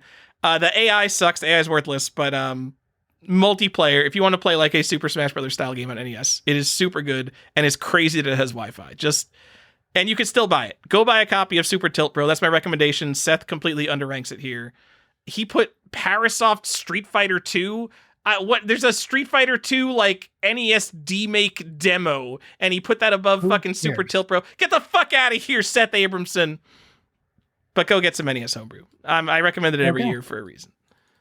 Justice Duel. Right. He put Justice Duel from Mega Cat Studios at number 7 and Super Tilt Bro at number 15. It's a bullshit opinion. I played Justice Duel. That game is nowhere near as good as Super Tilt Bro. All right, John, all right, that's all I had on my list of stuff to buy, Johnny. I have just one more, well, 2 more, and they're both homebrew as well, and these are easy to buy. So you can go to castlemaniagames.com. And you can go buy the Hammer and Harry Collector's Edition or the games individually. But these are NES games that were actually released on the Famicom. And they've been brought over, and they have English translations since the first time they are available in English for the NES. And, they are not bullshit releases. It's still home. It's not homebrew, but it's, brought over from Japan. I like this. I like this collection. People didn't get exposed to Hammer and Harry here. I think it's kind of a shame they didn't. It was always one of those games when you're like, oh, I'm going to go buy some of the European stuff. And people always brought up Hammer and Harry. So cool game, Doan. Someone on Nintendo Age had a Hammer and Harry avatar, I remember. But yeah, it was basically just you would see it on a list of European exclusives and be like, oh, I might get that one day. But probably not, because it's one of the more expensive ones. So I guess I'll get Aussie Rules Footy first instead. Yep. We'll get there. Don't worry. Someone listening to the podcast right now is like, God, in like 2011, that's exactly what I did. I went and I bought Aussie Rules Footy instead of Hammer and Harry. My people are out there. They know. They did the same thing as I did. But maybe they got their Hammer and Harry. Who knows? Here's another easy one. So go to Retro Entertainment retrotainmentgames.com, and you can go get Haunted Halloween 87. You can also, I think you can get the other ones as well. Now I might as well check. Yeah, they're all in stock. Haunted Halloween 85, 86, and 87. 87 just came out for this Halloween. These games are, again, easy classics. You don't have to find these weird homebrews out there. These games are pretty good. They're pretty enjoyable. They're not Tyler's cup of tea. There is another game that they made called Full Quiet. And get Full Quiet instead of Haunted Halloween. Yeah. So they made Full Quiet, and that one's pretty cool. And it hasn't been in stock in a while. And it comes in a cool silver cartridge. It's $80, a little more expensive. Full Quiet is a very interesting game. So that's my actual choice. Go get that. But if they're like more into like, you want to get them like a kind of a beat 'em up, then the Haunted Halloweens, these are finding good games to grab. Full Quiet, while it's in stock, is an excellent pickup. Yeah. So Retro Entertainment, side-scrolling adventure, like being in the woods type game. Scanner. Yeah. Johnny, I don't like the first Haunted. I think I played both. I don't know if I've played 85 or both 85 and 86. I don't like those games. And looking at the footage for 87, it seems much better. So, maybe I don't hate 87 as much. I remember Haunted Halloween 85 was like one of these like very premier homebrew games, like very available, very out there, very loud, showing up at conventions and all that. And it is like a real homebrew game. It's not like I hate saying this. It's not like an NES Maker game. Like it is a from scratch game. I'm pretty sure. So I feel bad criticizing it, but also, whatever. It's a retail product. It's not for you. For $60. I'm allowed to criticize it. It's not for you. They got a game into Spirit Halloween. They got 86 into Spirit Halloween. Crazy accomplishment. Good job, guys. Anyways, go pick up these games. Again, my pick is Full Quiet. I like that Hammer and Harry collection over at Castlemania too. But yeah, Full Quiet would be my number one pick here. And that's it. That's some stuff you can go buy. This is like real easy stuff. But it's not a huge list. That like a lot of these lists are just fluff full of nonsense. We gave you some good choices in various price ranges. I hope that helps. And I hope you all have had a nice Thanksgiving, because this should be out after that, or maybe right before. I don't know, whenever Tyler gets this is on the ride home. We're going to get this out for Thanksgiving so they can listen on the ride home. Okay, excellent. So, hope it was nice. Hope the family wasn't crazy. And Tyler, now it's time for us to get into what we bought, what we played. Now the spouses can stop listening because this shit is not relevant to you. All right, perfect. Let's get into the news, Johnny. Johnny, there was a video game, one of the signature auctions, and I didn't care this time. Talk about that. There was nothing that interested me personally. Okay. Holy crap, maybe there was something that interested me. Whoa! Okay, hold on. Okay. I'm going through the list here. We've changed course. All right. The big things that sold, there was a Hang Tab 9.4 A+ Super Mario Brothers that sold for $175,000. For, I guess, a price reference, that is the same variant, or it's at least a very similar variant that sold for $2 million in 9.8 A+, which, sweet, I don't know, discount. Good discount, yeah. I don't think that's crazy to have, that's kind of like how the comic scale works. Like, there's the Superman 1 9.0 sells for $9 million, and you probably, you go down to a 7, and all of a sudden it's like, oh, well, like $1 million maybe. Circle Seal, but not first print Zelda for $112,000, 9.8 A++, whatever. A Sonic the Hedgehog, $45,000. What are we doing, guys? I think the thing I saw people comment on was that also for $45,000 or for $42,000 each, there was a WATA 10 A++ Xbox One Fortnite. Oh, yeah. Wow. Which sold for the same price as a Stadium Events with manual. So before I say anything, what do you think about that? Well, it's the Stadium event of this generation. And how do you feel about people were pointing this out to say modern games are here, baby, because the modern games are worth as much as the old grails. You want to know what's here? Brain rot. Brain rot is here. And your brain is full of worms. Get out of here. Old man yells at you right now. Get out. Absolutely not. I don't look. You can't tell me that one group of people made a crazy bad decision and that should affect the rest of us. And then there's this Fortnite decision, unlike the $1 million Mario. These two things are like the same thing to me. There's just worms in your brain. Stop it. You could offer me 10 sealed Xbox One sets for $42,000, and I would absolutely not take that. It is that like these sales, we kind of talk about them casually, like, oh, a $40,000 video game on Heritage Auctions, but like that kind of automatically puts you in the most expensive video games ever sold. And now Fortnite on the Xbox One is one of the most expensive video games ever sold. Yeah. And now you're going to look at some blog post next year and it's going to be like, check, you might have a rare game and not even know it. Fortnite on the Xbox One is super rare and worth $40,000. Can't wait for the articles to come up. Oh, I'm sure they're already out. Anyway, I think this Stadium Events sale is nothing. I don't think you can even look at this sale because imagine you're the guy and you either had a Stadium Events box or a Stadium Events carton box without the manual, and you've had that since 2012. And you've just been waiting for the perfect Stadium Events manual to come up. If a Stadium Events loose manual comes up, you will pay anything for that, right? Like, the person buying this is desperate. And so I think that, like... Maybe they have just, like, a printed box. Maybe they're okay with that. Shut up, Johnny. And I don't think even then the price doesn't seem crazy. What is that? That'd be like $20,000 for the cart and $22,000 for the manual, which is I guess that's what Stadium Events is worth now. Yeah, that seems like in line. I don't know. Is there anything else crazy? The thing that's fucking bananas. A VGA 80 plus qualified first print Super Mario Brothers. Editing Tyler here. We are talking about the Famicom version, meaning it's the yellow box Famicom game with no UPC on the back, and it comes with an errata insert that says there's a misprint in the manual. Johnny. So VGA qualified basically means complete box. So this is an 80 plus means like you would look at it and be like, yeah, it's a pretty nice copy. It's not near mint by any means. What do you think? Yeah, that's a pretty nice copy first print Mario goes for. Ooh, $2,000. $15,000. I probably have 20 of these. Okay.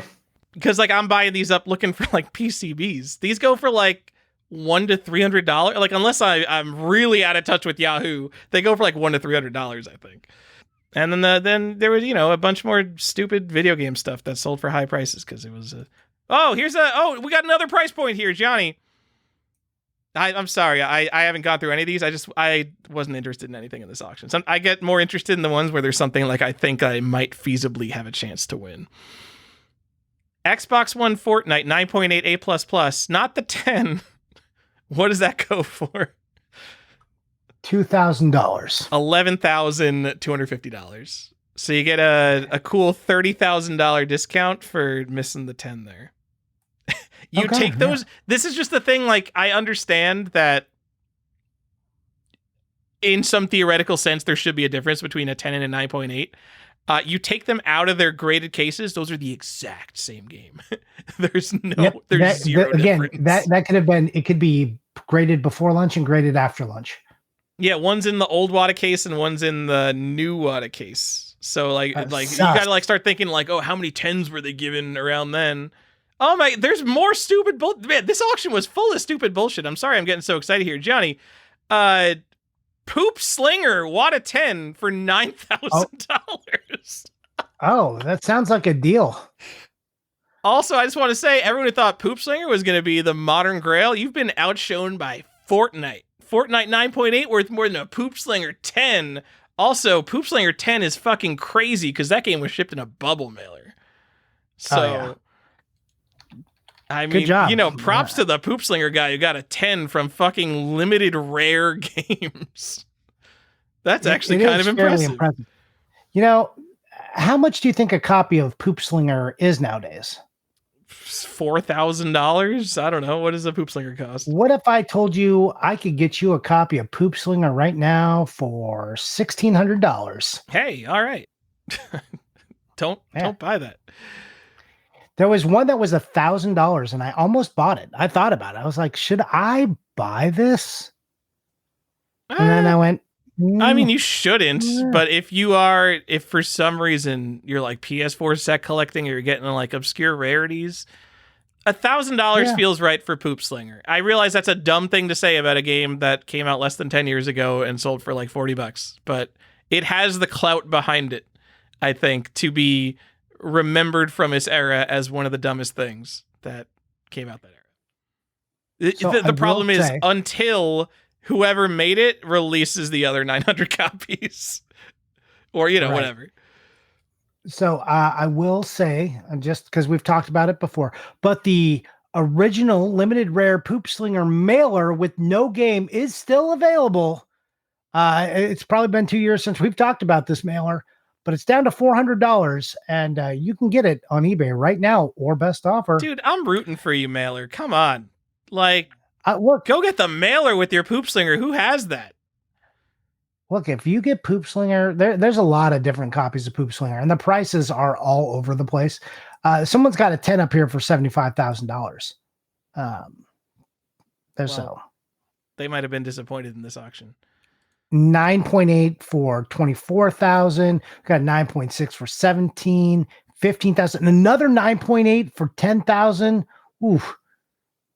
Or hear me out. Just don't buy a graded one and get it for a lot less.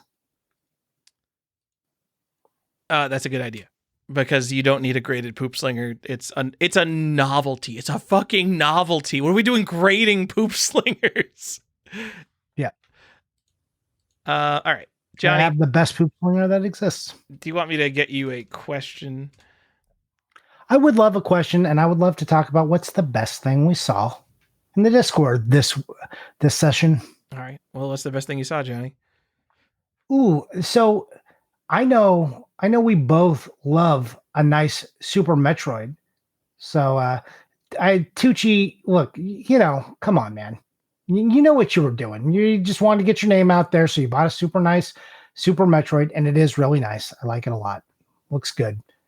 So congrats on your purchase. But that just feels like baiting. Of course, we're going to talk about that. Hey, Kanakis, congrats on getting a nice copy of Intellivision Tower of Doom. I always like the cover of that game. So that's pretty cool.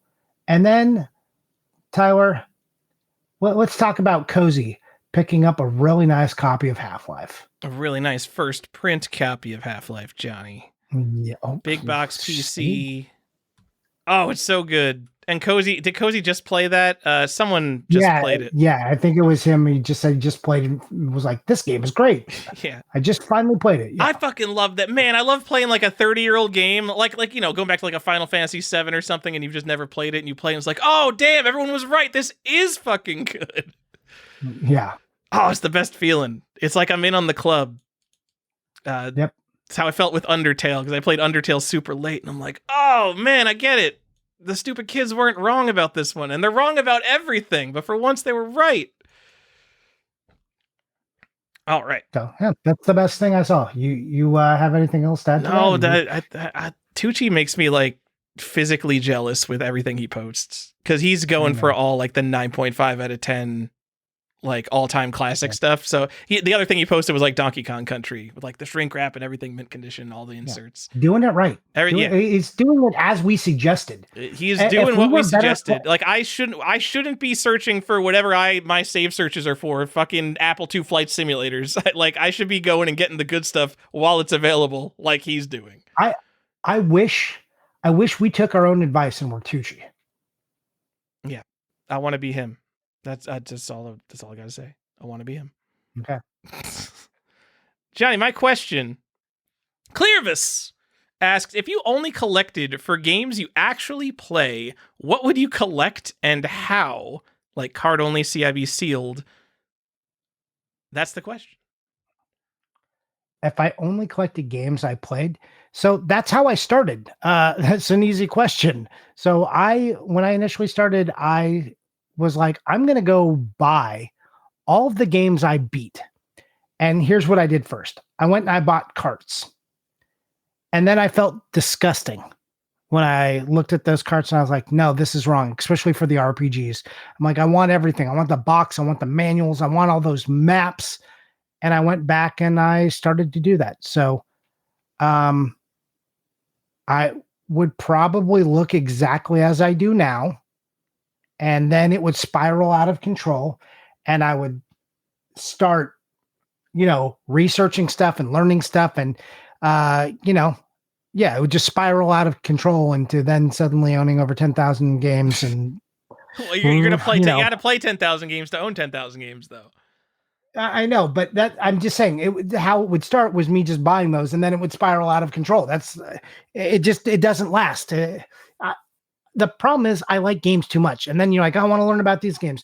You know what really happens? You'd be every guy who was on Nintendo Age and they'd be talking about, oh, my back catalog. I'm going to get to it one day. I want to play these games. But really what I would own was hundreds of games I played as a kid. They'd all be old games.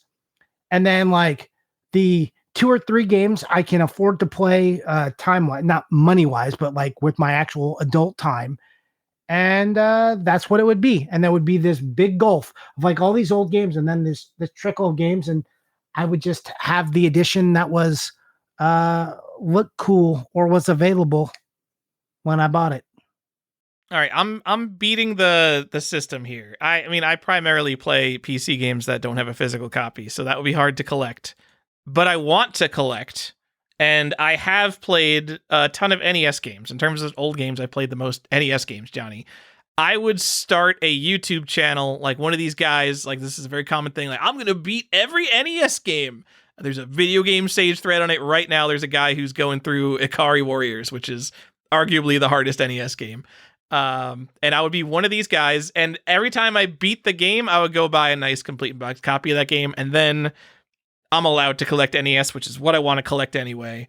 And then the other thing I would collect is weird old obscure big box PC games like Harvester.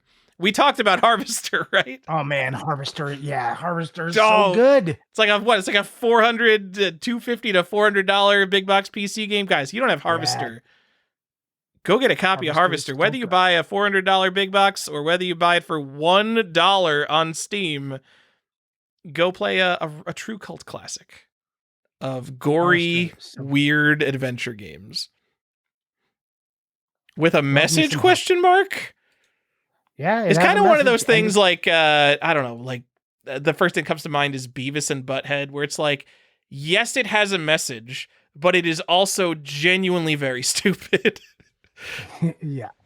And like I could see there are reviews of this game that are like, this game doesn't have a message, it's for dumb teenagers, and it's like, yes. And then there are positive reviews, they're like, this game has something to say, and also yes.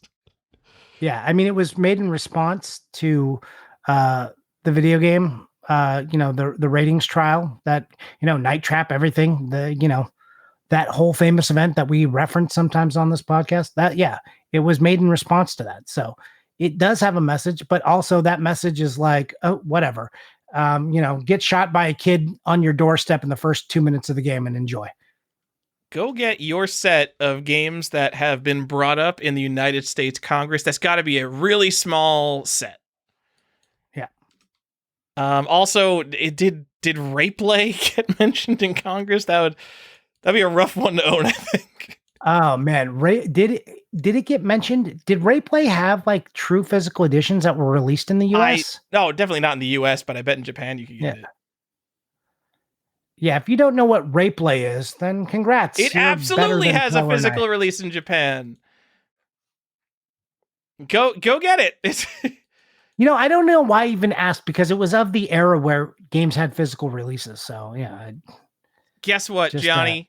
Samuel Alito brought it up in Brown versus Entertainment Merchants Association. Not Congress, but this game is officially cited by the United States Supreme Court. I get government news. Games that are so controversial, governments mention them. Yeah, this is a good set. Did we do the controversial games episode? That was on our list. There's no way we suggested collecting Rayplay. If you don't know what this game is, guys, I think it's like you literally stalk and assault a mother and her daughters on a train. Damn, we mentioned this, but there's no way we recommended actually buying it. Yeah. When did we talk about this? Did we? I don't. We've talked about it before, but yeah, there's a wild game. This is man.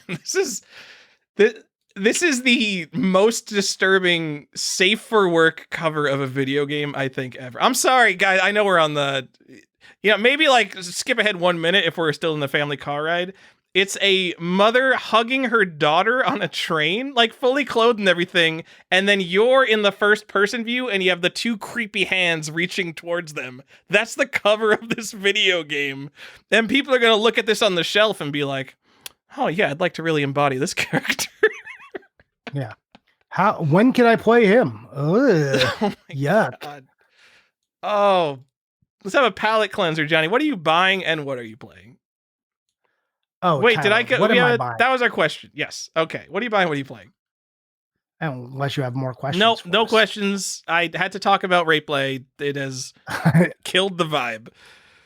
Good enough. Okay. Oh man, the one game I wanted to mention didn't show up yet. I bought some Japanese PS1 games. That's cool, right? You like that? Yeah, sure. Okay. So yeah, these are Japanese horror games for the PS1. I don't need to tell you about all of them because I bought like a bunch, but this is my favorite one. It is Night Truth. It's Night Truth. Explanation of the paranormal, but it's Night Truth put together as one word, so they didn't want to do the double T thing, so it's just Night Ruth.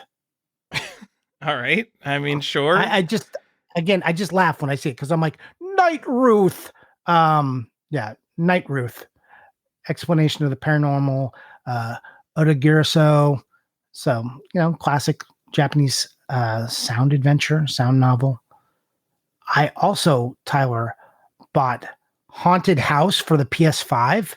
Yeah, that really bad version. But is kind of, I mean, not terrible, but it's like a new version of Haunted House by Atari. So, it's kind of a garbage game. But on the PS5, it doesn't show up that often. So it's kind of like a small print run game. So it's a little hard to get. It seems like the kind of game that is literally made. It's a $20 PS5 game. So it's made for moms at Walmart to pick it up off the shelf and be like, all right, I'll get my kid a Halloween game. It's not like a $25 PS5 game, though. What do you mean? That's what I'm saying. It should be like like on the Switch, it's like $20 because the print one was reasonable. But on the PS5, it like goes from like $30 to like $60. Again, oh, yeah, I meant like new. Yeah. But back in the day, yeah, it was like a $25 game when it was new. And then for some reason it just, I bought because Funko's might go out of business, I bought the Funko Fusion game because that has a bunch of different titles in it. Interesting. Do not speculate on the Funko Pop game, guys. No, we were talking about flops in that episode, so I was like, this is going to be a flop. And I bought Isle of the Dead PC Big Box. Do you know, with the original cover? Because there's two different covers for this, and then just like a small CD release. Do you know about this game? No, I don't. But usually I ignore your horror stuff. And like Johnny's just finding the most obscure, stupid bullshit. But Harvester has been such a bang on review thing that you got. So yeah, tell me about Isle of the Dead. Great box, by the way. Yeah. So which box are you looking at? The zombie with the eyeball coming out of his head, coming out of the water. There's one where it's Isle of the Dead, and it's just like two people like standing on an island, and they look threatened. I mean, very clearly, this looks like something stores would look at and be like, "I'm not putting that on the shelves of fucking Circuit City." It looks like a 1950s horror comic. Yeah, no, it's stupid. That's why I bought it, Tyler. It comes with a comic. Oh, really? It's like going for that? That's cool. Yeah, so it came with. That's why I bought it. I think it's neat. It's like of the horror set, like this one comes with a comic. So I've been waiting for one to come up for a good price because everyone wants like $100 to $200, and I was like, someone's going to put this up for auction, and we'll see what happens. So, and I got it for $50, so I was very happy with that. That's what I bought. Oh, Came and I out got in a 1993. This is a. It looks like a Wolfenstein 3D style Yep. adventure game. kind of. Interesting. It actually So, looks kind of cool in a shitty 1993 Yeah. Wolfenstein 3D clone kind of way. I'm not like this is not like Harvester where I'm like this is a game we have to play. Oh, yeah. I do have a game we have to play, but that's I sent you the video for that one too. That's an insane game. We got to get that game. 2 parts on the Famicom, crazy. And I got a game that you got too, so I'll let you talk about it. Johnny, I didn't play in the anything. mail for some reason. I got a copy of Concord for the PS5. Oh, weird. Because you shipped that to me. It did in fact ship in a bubble mailer. In case you were worried that it might have been shipped in a box. No, it was shipped in a bubble mailer. I knew it would be. And how was it? Was it okay? Was the seal okay?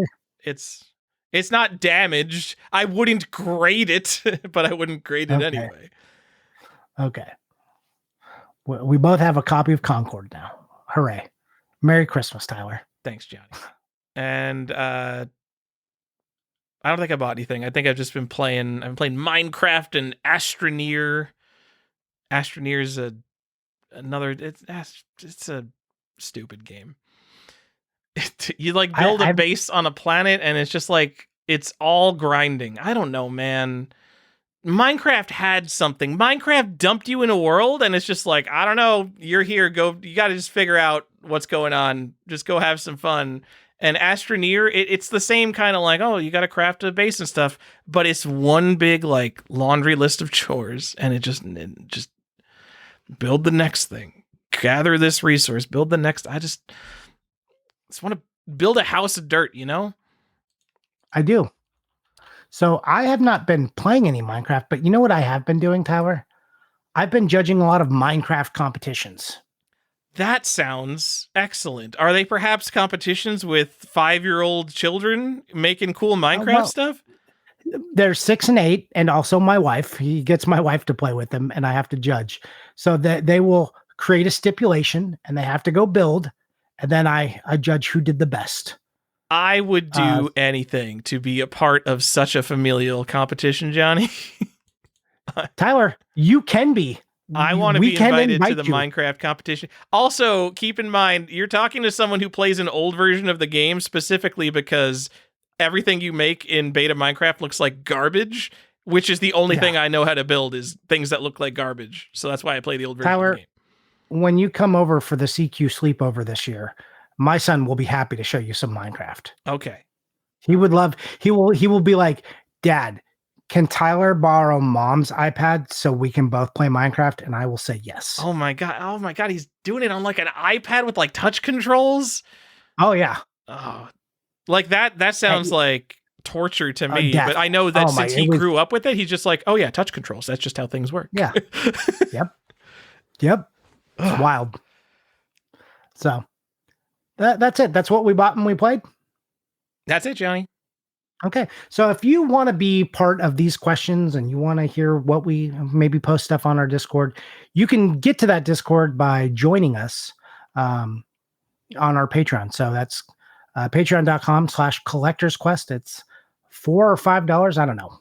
I don't even know what I put it at. So there's only one tier to join at. It gets you access to our Discord and to our After Darks, which we do occasionally, which is some bonus content where it's not necessarily about video games. It might be about video games. It's just Tyler and I talking. The other thing we have that I'm chilling because it is the holidays. And if you want to buy your significant other something that they won't love, collectorsquest.dashery.com, where you can buy official CQ merch. I don't control this. I put up some logos. You buy it, they will ship it to you. The reviews on it have been pretty good. People seem to enjoy it. Buy it or don't. But if you want official CQ merch, it does exist. Now you can stop asking me. You can buy your shirt. You can buy your coffee mug. Again, it shows shirts, but if you click onto it, you can slap this logo onto a couple different items, hats and other things, shorts, for some reason, if that's your jam. Not mine, but you can do that at collectorsquest.dashery.com. And that's it for the show. Thank you so much for listening. I hope you all have a wonderful holiday. We appreciate you. We appreciate you spending time with us. And I hope you feel like it's time well spent. That's it. Bye.